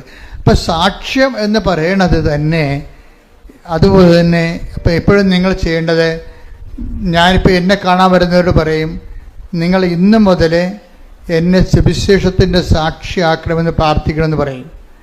കാര്യത്തിൽ ദൈവത്തിൻ്റെ ഇൻട്രസ്റ്റ് കൂടി കവർ ചെയ്തുകൊണ്ടാണ് ഞാൻ ആ ഉപദേശം കൊടുക്കുന്നത്. അല്ല തീഷ്ണമായി പ്രാർത്ഥിക്കണമെന്നല്ല പറയണത്. എന്നെ കാണാൻ വന്നവരുടെ കാര്യങ്ങൾ കുറച്ച് മോശം കണ്ടീഷനാണെങ്കിൽ ഞാൻ പറയും, ഇന്ന് മുതൽ നിങ്ങൾ പ്രാർത്ഥിക്കേണ്ടത് സുവിശേഷത്തിൻ്റെ ആ ബോള് കർത്താവിൻ്റെ കോട്ടിലോട്ട് ഞാൻ അടിച്ചു മാറ്റുന്നതാണ്. എന്താ കാര്യം? സുവിശേഷത്തിൻ്റെ സാക്ഷിയാക്കണമെന്ന് പറയുമ്പോൾ നിങ്ങളുടെ വിഷയം ആരുടെ വിഷയമാകും? അത് ദൈവത്തിൻ്റെ വിഷയമാകും.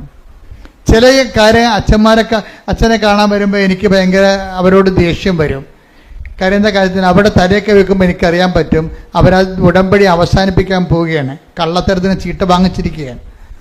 എന്താ കാര്യം വെച്ച് കഴിഞ്ഞാൽ ഇനിയിപ്പോൾ അച്ഛനെ കാണാൻ കൂടിയല്ലേ ഉള്ളതിൻ്റെ അകത്ത്, എന്നാൽ അതും കൂടി നടക്കട്ടെ എന്ന് വെച്ചുകൊണ്ട് അവരെ പഴയ ജീവിതത്തിലേക്ക് അവർ തിരിച്ചു പോകാൻ പോകണം. ഇതിനുള്ളിൽ നമുക്ക് ഉള്ള പിന്നെ ഒരു ചാൻസ് ഉള്ളത് അച്ഛനെ കാണുകയാണ്. അപ്പം അച്ഛനെ കാണുന്നത് അനുഗ്രഹം ഏതെങ്കിലും വിധത്തിൽ കിട്ടിക്കോട്ടോ എന്നുള്ള അവസാന നടപടി ഭാഗമാണ്. അത് അവർ ദൈവത്തിന് വേണ്ടി ജീവിക്കുന്നതിന് അവർക്ക് താല്പര്യമില്ല.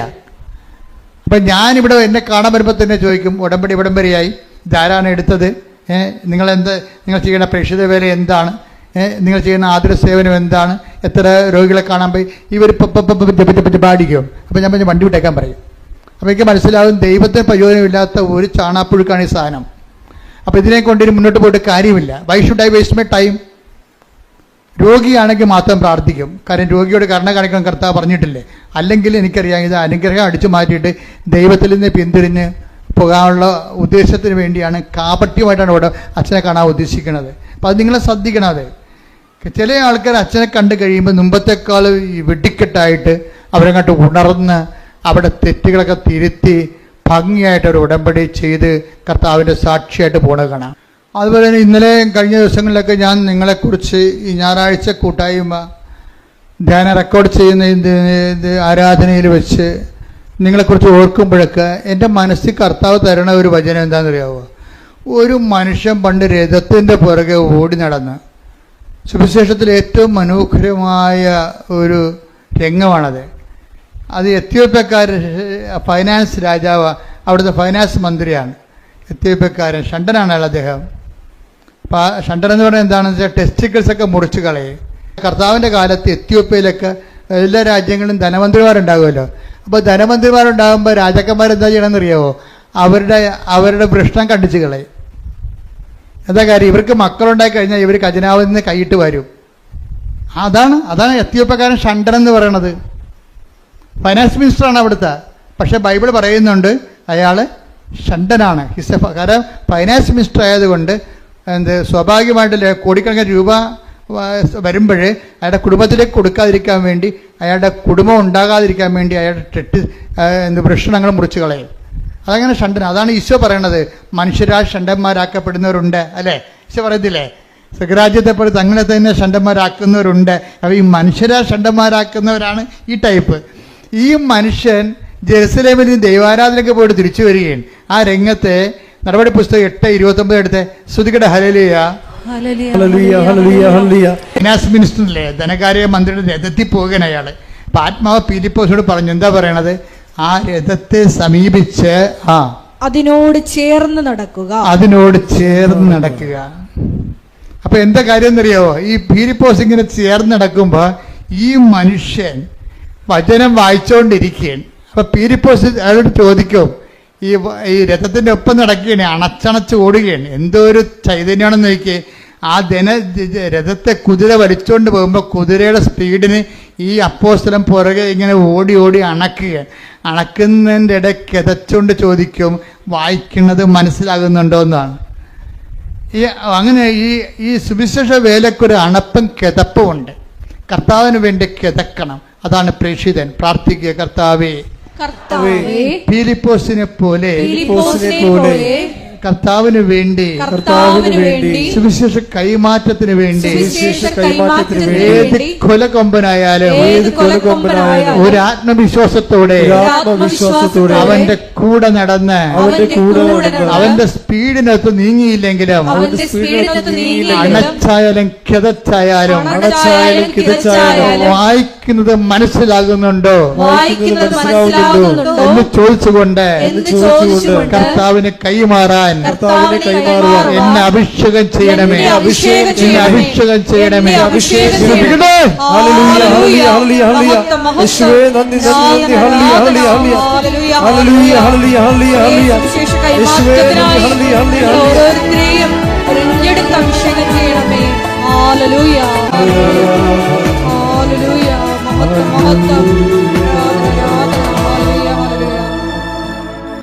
ഏലംകുളം അച്ഛൻ്റെ സാക്ഷ്യത്തിലൂടെയാണ് നമ്മൾ പോകുന്നത്. അച്ഛൻ്റെ സാക്ഷ്യത്തിൻ്റെ ഒരു ഭാഗം എന്ന് പറയുന്നത് അച്ഛൻ്റെ ഇൻറ്റൻഷൻസാണ്.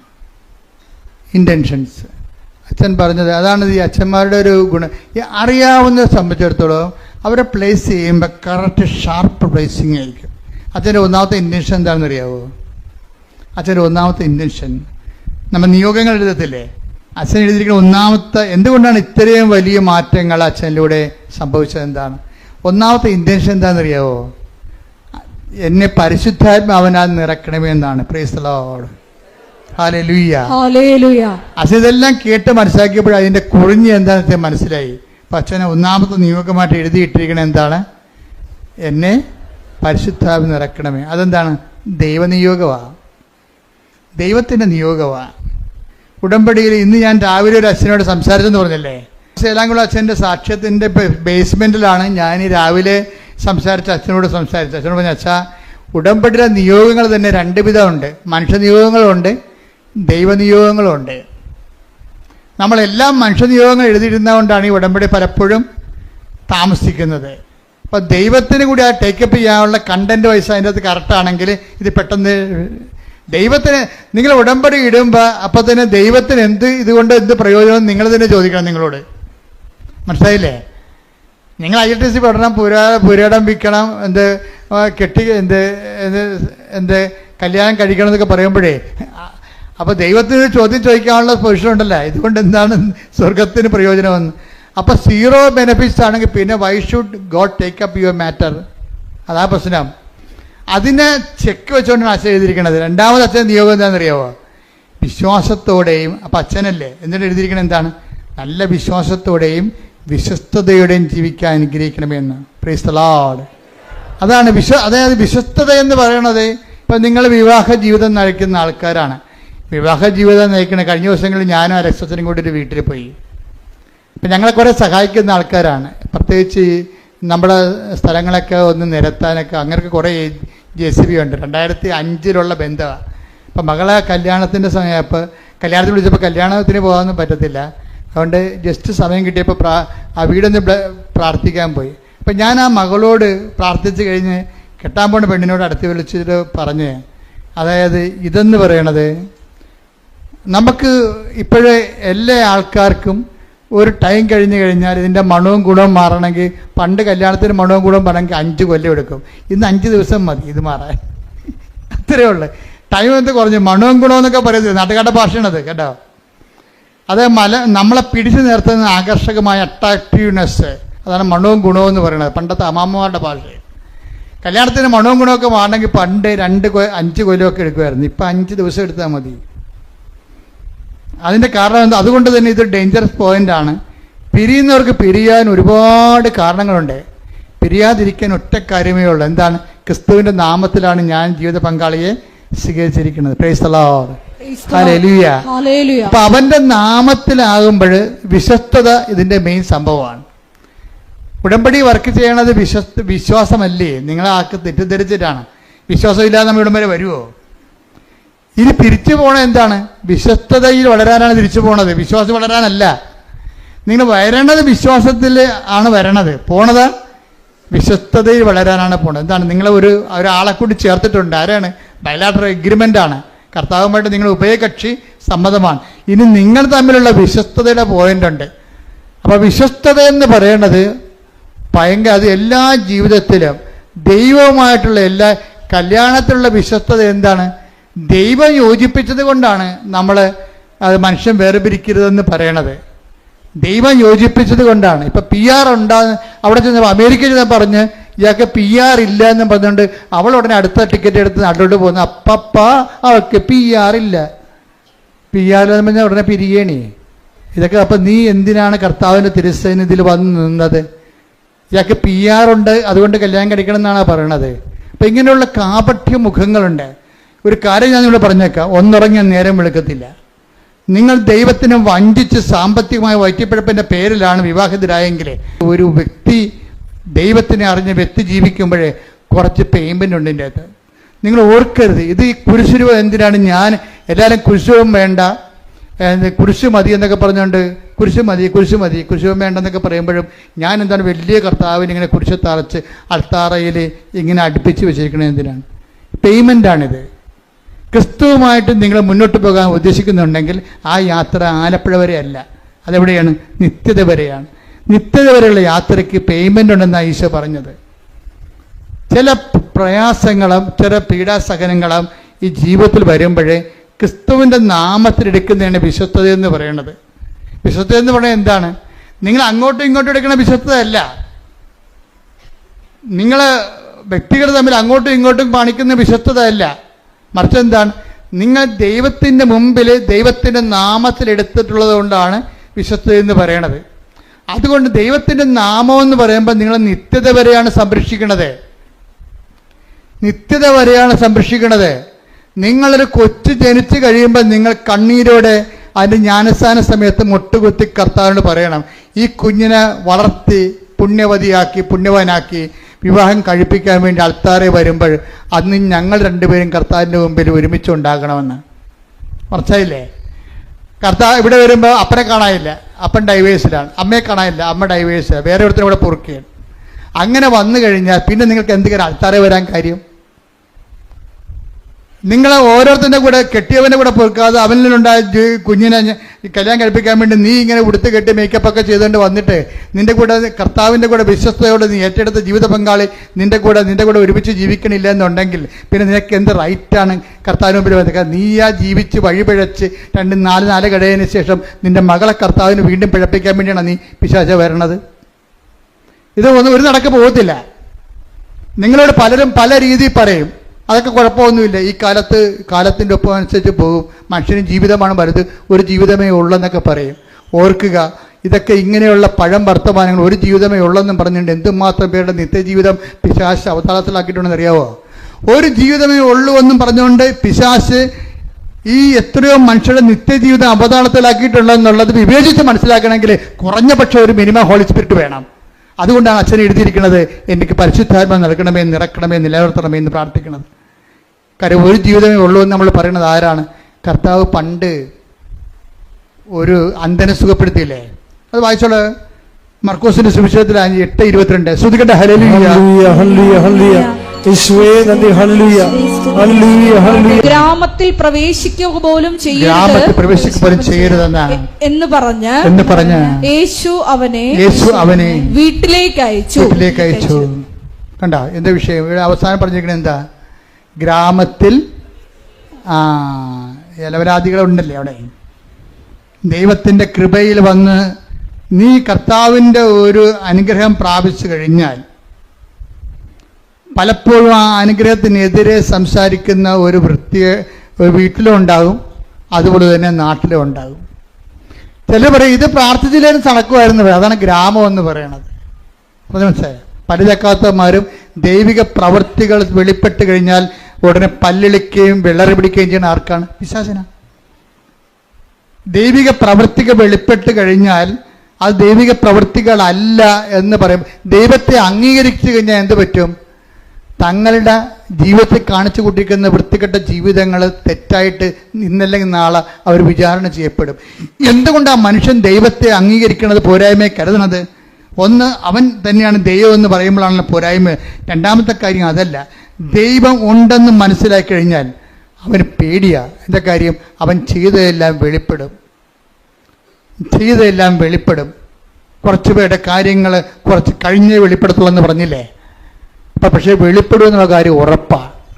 അത് ഓർക്കുമ്പോൾ ദൈവത്തെ എങ്ങനെയെങ്കിലും ഇല്ല എന്ന് അവനെക്കൊണ്ട് തന്നെ അവനെ വിശ്വസിപ്പിച്ചുകൊണ്ട് അവൻ്റെ പാപത്തിൽ അവനെ അഭിരമിക്കാൻ വേണ്ടിയുള്ള പൈശാചികമായ ത്വര നിൽക്കുന്ന കാരണം നിങ്ങളുടെ ദൈവ അനുഭവത്തെ അവൻ നിഷേധിക്കാൻ സാധ്യതയുണ്ട്. അങ്ങനെയുള്ളവരുടെ ഗ്രാമത്തിലും കൂട്ടായ്മയിലും നീ പ്രവേശിക്കരുതെന്ന് പറയും. അതുകൊണ്ട് തന്നെ നിന്റെ ഉടമ്പടി ജീവിതം എന്ന് പറയുന്നത് ഒരു വേർപാട് ജീവിതമാണ്. വേർപാട് ജീവിതം എന്ന് പറഞ്ഞ് ഒറ്റക്കിരിക്കുന്ന ജീവിതമല്ല, ലോകത്തോടുള്ള വേർപാടാണ്. ലോകത്തോടുള്ള വേർപാട്. ഇപ്പം ലോകത്തിൽ ദൈവത്തിനേക്കാൾ അംഗീകാരമുള്ള, ദൈവത്തെക്കാൾ കൂടുതൽ, ദൈവത്തിൻ്റെ കൂടെ നിന്നതിനേക്കാൾ കൂടുതൽ സന്തോഷങ്ങൾ, അംഗീകാരങ്ങൾ, അവന് പത്രാസുകൾ, ഇങ്ങനെയൊക്കെയുള്ള വിഷയങ്ങൾ ലോകത്തിൽ അതിൽ അഭിരമിക്കുന്ന അനേകം മക്കളുണ്ട്. അധികാരത്തിൽ അഭിരമിക്കുന്നവരുണ്ട്. അവർ ആ കാര്യത്തിലെല്ലാം അവർ ആ വിഷയത്തിൽ സെക്യൂറാണ്. അപ്പോൾ ദൈവത്തെ സ്വീകരിച്ചു കഴിഞ്ഞാൽ അവർക്ക് ഉടനെ ഒരു ഫ്രസ്ട്രേഷൻ വരും. അതുകൊണ്ട് തന്നെ ദൈവത്തെ ഇവർ തള്ളി മാറ്റുകയും ദൈവികമായ കാര്യങ്ങൾ കേൾക്കുമ്പോൾ തലതിരിക്കുകയും റേഡിയോ മൊബൈൽ ഓഫ് ചെയ്യുകയും അങ്ങനെ നിങ്ങളെ നിഷേധിക്കുക. അങ്ങനെ പല ഗ്രാമങ്ങളിൽ അങ്ങനെ പല അതാണ് 26 8:26 മർക്കോസ് 8:26. ഗ്രാമത്തിൽ പ്രവേശിക്കുക പോലും ചെയ്യരുത് എന്ന് പറഞ്ഞ് ഗ്രാമത്തിൽ പ്രവേശിക്കുക പോലും ചെയ്യരുത് എന്ന് പറഞ്ഞ് യേശു അവനെ വീട്ടിലേക്ക് അയച്ചു. എന്ന് വെച്ച് കഴിഞ്ഞാലേ, നിങ്ങൾ ഉടമ്പടി എടുത്തതിന് ശേഷം ഒരു വേർപാട് ജീവിതമുണ്ട് ഇതിൻ്റെ അകത്ത്. അതുകൊണ്ടാണ് ഉടമ്പടിയിൽ നമ്മൾ ആൾക്കാർ വീണ് പോണത്. ഈ വേർപാട് ജീവിതം ആൾക്കാർക്ക് പല ആൾക്കാർക്കും അറിയത്തില്ല അതിനെക്കുറിച്ച്. അതറിയണമെന്നുണ്ടെങ്കിൽ ബൈബിളിൻ്റെ മുഴുവൻ വചനങ്ങളിലെല്ലാം ഈ വേർപാട് ജീവിതത്തെക്കുറിച്ച് പറയുന്നുണ്ട്. അതായത് ദൈവത്തിൽ നിരക്കാത്ത ജീവിത രീതികളും മനോഭാവങ്ങളും നിലപാടുകളും നയങ്ങളും ഒക്കെ സൂക്ഷിക്കുന്ന ആൾക്കാരിൽ നിന്ന് ഒരു കീപ്പ് എ റെസ്പെക്റ്റബിൾ ഡിസ്റ്റൻസ്. അത് ആദിമസഭയുടെ നിലപാടാണത്. മർക്കോസ് യാക്കോബിന്റെ 4:4 എടുത്ത് ശ്രുതിക്കട്ടെ. ഹല്ലേലൂയ, ഹല്ലേലൂയ. യേശുവേ നന്ദി. ഹല്ലേലൂയ, ഹല്ലേലൂയ, ഹല്ലേലൂയ, ഹല്ലേലൂയ, ഹല്ലേലൂയ, ഹല്ലേലൂയ. യേശുവേ ആരാധന. യാക്കോബ് 4:4-5 വിശ്വസ്തത പുലർത്താത്തവരെ. കേട്ടോ, യാക്കോബ് 4:4 എന്താ പറയണത്? ഏറ്റു പറഞ്ഞേ. വിശ്വസ്തത പുലർത്താത്തവരെ. ലോകത്തോടുള്ള മൈത്രി ദൈവത്തോടുള്ള ശത്രുതയാണെന്ന് നിങ്ങൾ അറിയുന്നില്ലേ? ലോകത്തിന്റെ മിത്രമാകാൻ ആഗ്രഹിക്കുന്നവർ. ഇതാണ് പ്രലോഭനം എന്ന് പറയുന്നത്. എല്ലാവർക്കും ഉള്ള ലോകത്തിന്റെ മിത്രമാകാൻ ആഗ്രഹിക്കുന്നവര് തന്നെ ദൈവത്തിന്റെ ശത്രുവാക്കുന്നു. ഉടമ്പടി എടുത്ത ആൾക്കാരും പിന്നീട് ദൈവത്തെ അംഗീകരിക്കാത്തവരുടെ കൂട്ടായ്മയിലും അവർ പറയണം ശരിയാണല്ല, അതും ശരിയാണല്ല, ഇതും ശരിയാണെന്നൊക്കെ പറഞ്ഞു കഴിഞ്ഞാൽ ഒത്തുതീർപ്പ് ചെയ്യും. ലോകത്തോട് ഒത്തുതീർപ്പാകും.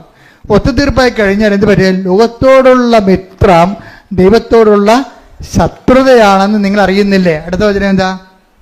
നമ്മിൽ നിക്ഷേപിച്ചിരിക്കുന്ന പറഞ്ഞേ, നമ്മിൽ നിക്ഷേപിച്ചിരിക്കുന്ന ആത്മാവിനെ ദൈവം അസൂയയോടെ അഭിലഷിക്കുന്നു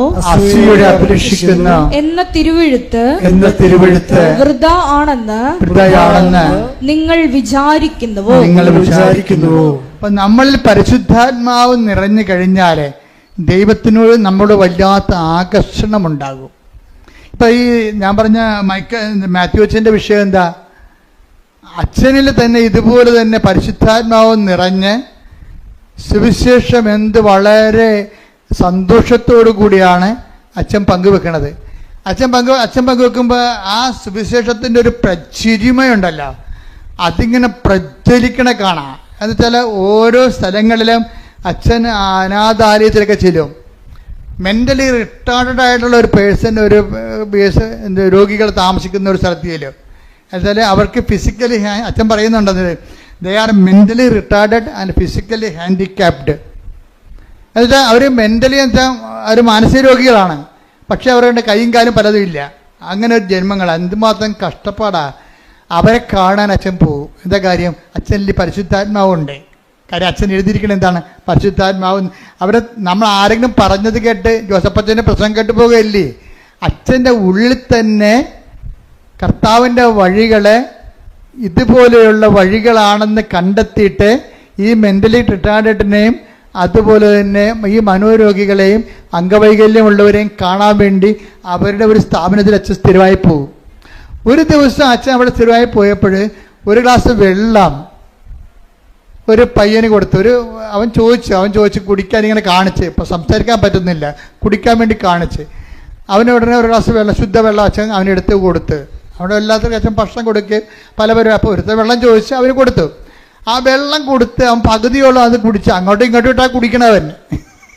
അറിയാമല്ലേ, മെൻ്റൽ റിട്ടയർഡ് ആൾക്കാർ തുപ്പൽ അങ്ങോട്ടിടും, അങ്ങോട്ട് വെച്ച് കുടിക്കും, പിന്നെ ഇടും. പകുതി കുടിച്ചു കഴിഞ്ഞപ്പോൾ ആ വെള്ളവും ഗ്ലാസ് എടുത്ത് അച്ഛനെ മോന്നൊക്കെ ഇറങ്ങി. ഈ തുപ്പലും വെള്ളം കൂടി അച്ഛനെ മേത്ത് വീണ്.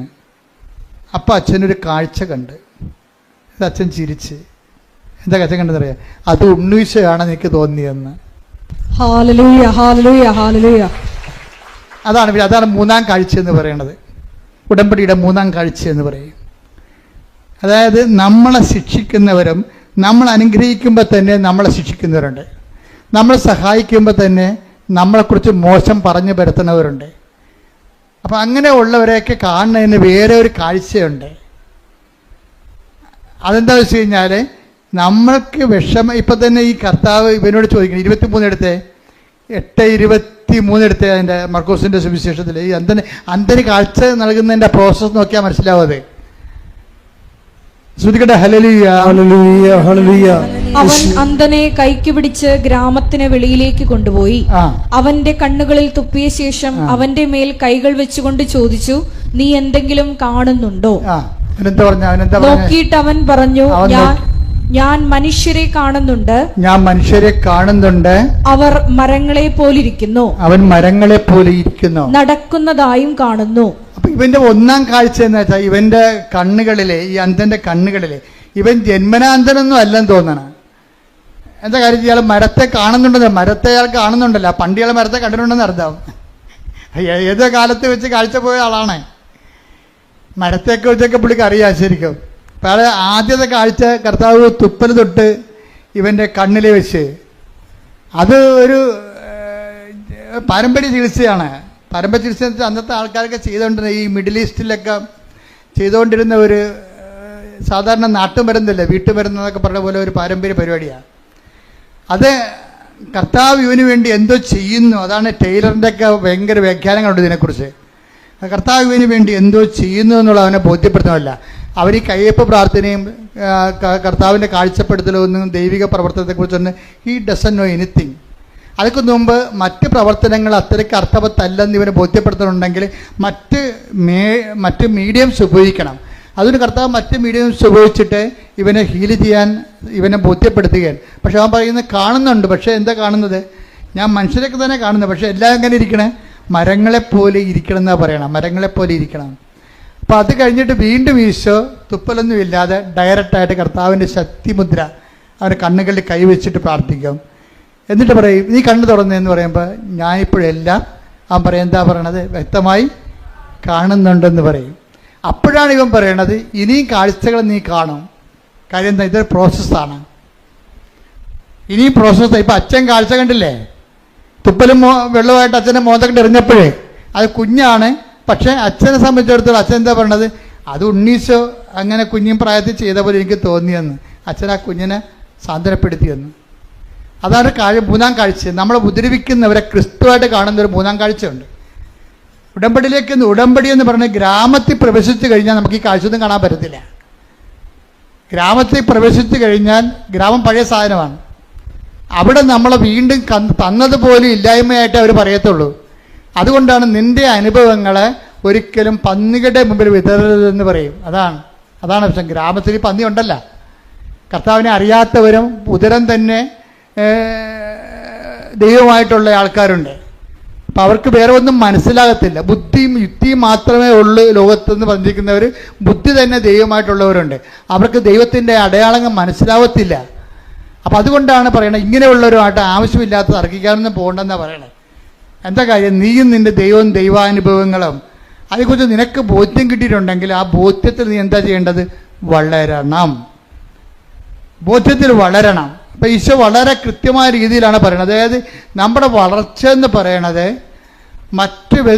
മറ്റ് വ്യക്തികളിലെ പ്രത്യേകിച്ച് പണ്ട് നമ്മളെ വേദനിപ്പിക്കുകയും നമ്മൾ കേൾക്കുമ്പോൾ വേദനയും ബുദ്ധിമുട്ടും വെറുപ്പും വൈരാഗ്യവും അമർഷം തോന്നിയിരുന്ന സ്ഥാനത്ത് ദയയും നന്മയും വിശ്വസ്തതയും ആത്മസമയം പോലെ പരിശുദ്ധാത്മാവിൻ്റെ ഫലങ്ങളാൽ പ്രചോദിപ്പിക്കപ്പെടുന്ന ഒരു പെരുമാറ്റ ശൈലി രൂപീകരിച്ച് തോന്നിക്കഴിഞ്ഞാൽ നീ മൂന്നാം കാഴ്ചയിലായി. ഉടമ്പടിയുടെ മൂന്നാം കാഴ്ച അതാണ്.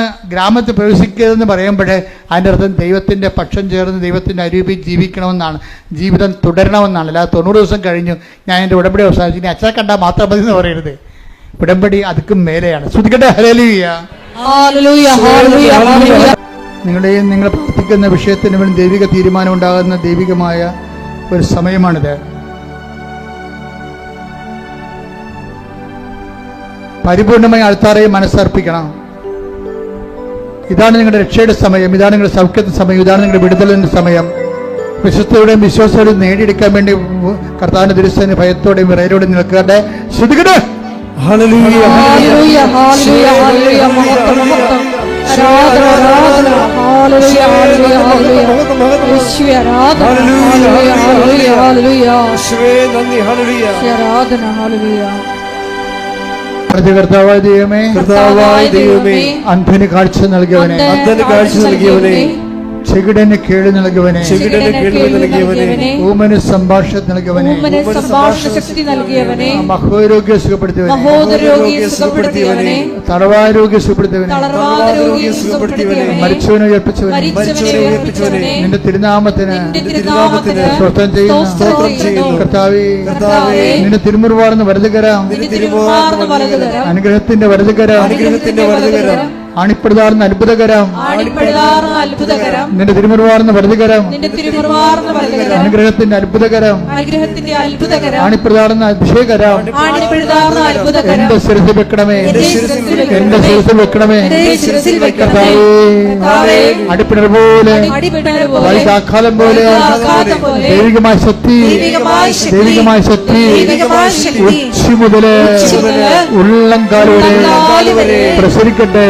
അത്ഭുത ശക്തി, ദൈവിക ശക്തി ഉച്ച മുതല് ഉള്ളംകാൽ വരെ പ്രസരിക്കട്ടെ.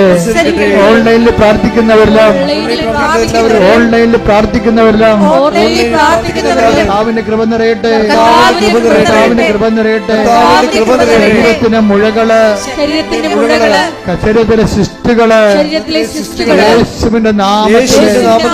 യേശുവിന്റെ നാമത്തില് ഇപ്പോഴ് അപ്രത്യക്ഷമാകട്ടെ. ക്യാൻസർ രോഗികള്, കരളുരോഗികള്, തൈറോയ്ഡ് രോഗികള്, ക്യാൻസർ രോഗികള്, വെന്റിലേഷൻ രോഗികള്, യേശു ക്രിസ്തുവിന്റെ ഉന്നതമായ നാമത്തിൽ സഭയുടെ അധികാരത്തിൽ അടയാളത്തിൽ ദൈവിക ശക്തിയാൽ വിട്ടുമാറട്ടെ, വിട്ടുമാറട്ടെ. ഹല്ലേലൂയ ഹല്ലേലൂയ ഹല്ലേലൂയ യേശുവേ നന്ദി ഹല്ലേലൂയ ഹല്ലേലൂയ ഹല്ലേലൂയ ഹല്ലേലൂയ ഹല്ലേലൂയ യേശുവേ ആരാധന തിരുവാർന്ന വലതുകരം തിരുവാർന്ന വലതുകരം ആണിപ്പെടുതാർന്ന അത്ഭുതകരം ആണിപ്പെടുതാർന്ന അത്ഭുതകരം ഈ നിമിഷം അങ്ങയുടെ മക്കളുടെ ശിരസിൽ വെക്കണമേ ശിരസിൽ വെക്കണമേ അടിപ്പിടർ പോലെ ആഘാതം പോലെ ശരീരത്തിന്റെ ഓരോ കോശങ്ങളിലേക്ക് ഓരോ പേശികളിലേക്ക് ഓരോ ഞരമ്പുകളിലേക്ക് അസ്ഥിരന്ധനങ്ങളിലേക്ക് കർത്താവിന്റെ രക്തം പടരട്ടെ അസ്ഥിരന്ധനങ്ങളിലേക്ക് കർത്താവിന്റെ രക്തം പടരട്ടെ രോഗങ്ങള് ഉദരാശ രോഗങ്ങള് രോഗങ്ങള് രോഗങ്ങള് രോഗങ്ങള് ആമാശ രോഗങ്ങള് ചുരുക്കങ്ങള് കുടലിന്റെ അൾസറ് എല്ലാ രോഗങ്ങള്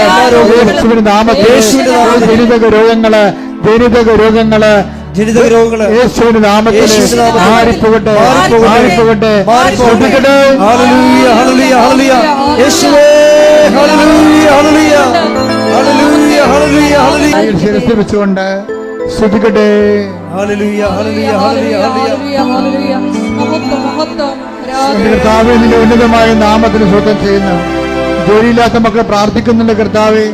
വീടില്ലാത്തവര്, വഴിയില്ലാത്തവര്, സർട്ടിഫിക്കറ്റുകൾ ലഭിക്കാത്തവര്, വിവാഹം ഒത്തുവരാത്തവര്, കർത്താവ് ഒത്തുവന്ന് വിവാഹം കർത്താവേ വിടുവിച്ച് കർത്താവേ ഡൈവേഴ്സായി പോകുന്നവര്, കുടുംബക്കോടതി കേസിരിക്കുന്നവര്, സ്ഥലത്തിന്റെ കേസുകള്, അതുപോലെ തന്നെ പല ഭാഗോടമ്പയുടെ കേസുകള് കർത്താവ് പലതരത്തിൽ വിദേശ ജോലികൾ നഷ്ടപ്പെടുന്നവര്, വിസ നഷ്ടപ്പെടുന്നവര്, വിസ പുതുക്കി കിട്ടാത്തവര്, കർത്താവ് അവിടെ PR ലഭിക്കാത്തവര്, നാട്ടിൽ കർത്താവ് ജോലി ഇല്ലാത്തവര്, ഗവൺമെന്റ് ജോലിയും അതുപോലെ നാട്ടിലുള്ള മറ്റ് പ്രൈവറ്റ് സ്ഥാപനങ്ങളിൽ ജോലി ചെയ്യുന്നവര്, അവിടെ ഉണ്ടാകുന്ന പിരിമുറുക്കങ്ങൾ, അവ മുതൽ ജോലി നഷ്ടപ്പെടുന്ന അവസ്ഥകൾ, ഓരോ വിഷയങ്ങൾ കർത്താവ് പഠിച്ചുകൊണ്ടിരിക്കുന്ന കുഞ്ഞുങ്ങൾ, കുഞ്ഞുങ്ങൾ, SSLC പരീക്ഷ എഴുതിക്കൊണ്ടിരിക്കുന്ന മക്കള്, അതുപോലെ തന്നെ ബോർഡ് എക്സാം എഴുതിക്കൊണ്ടിരിക്കുന്ന മക്കള്, മറ്റ് ഉന്നത പരീക്ഷകൾ, മറ്റ് പരീക്ഷകൾ, അതുപോലെ ബോർഡ് എക്സാം, അതുപോലെ തന്നെയുള്ള ഓരോ പരീക്ഷ, നൈപുണ്യ പരീക്ഷകൾ, മത്സര പരീക്ഷകൾ, യോഗ്യതാ പരീക്ഷകൾ അറ്റൻഡ് ചെയ്തുകൊണ്ടിരിക്കുന്നവര്, അത് പരാജയപ്പെട്ടു പോയവര്, പലവട്ടം പരാജയപ്പെട്ടു പോയവര്, സങ്കടപ്പെട്ട് ജീവിക്കുന്നവര്, എല്ലാവരും തടസ്സങ്ങള് യേശുവിന്റെ നാമത്തിൽ മാറിപ്പോകട്ടെ. അഭിഷേക വിശുദ്ധിയുടെ വിജ്ഞാനത്തിന്റെ വിജയത്തിന്റെ ആത്മാവിനാൽ അഭിഷേകം ചെയ്യട്ടെ. ഹല്ലേലൂയ ഹല്ലേലൂയ ഹല്ലേലൂയ യേശുവേ നന്ദി ഹല്ലേലൂയ ഹല്ലേലൂയ ഹല്ലേലൂയ യേശുവേ ആരാധന ആരാധന ആരാധന ഹല്ലേലൂയ ഹല്ലേലൂയ ഹല്ലേലൂയ ഹല്ലേലൂയ ഹല്ലേലൂയ ഹല്ലേലൂയ യേശുവേ നന്ദി ഹല്ലേലൂയ ഹല്ലേലൂയ. ആരും മുട്ടാൻ നിൽക്കുക. മൗനമായി പ്രാർത്ഥിക്കേണ്ട സമയമാണ്.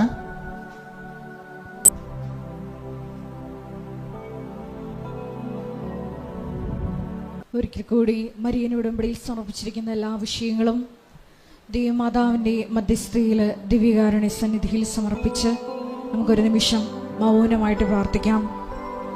കൊളോസസ് 3:10 തിരുവചനം അനുസരിച്ചുകൊണ്ട് പഴയ മനുഷ്യനെ അവൻ്റെ ചെയ്തികളോടുകൂടെ നിഷ്കാസനം ചെയ്ത് സൃഷ്ടാവിൻ്റെ പ്രതിച്ഛായയ്ക്കൊത്തവിധം നവീകരിക്കപ്പെട്ട പുതിയ മനുഷ്യനെ ധരിക്കുവാൻ ഈശോയെ ഈ ആരാധനയിലൂടെ ഞങ്ങൾക്ക് കൃപ നൽകണമേ എന്ന് ഒരു നിമിഷം പ്രാർത്ഥിക്കാം.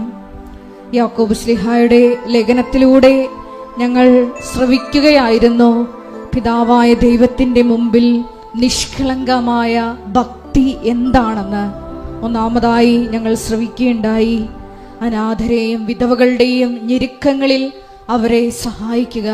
രണ്ടാമതായി ലോകത്തിൻ്റെ കളങ്കമേൽക്കാതെ ജീവിക്കുക എന്നത്.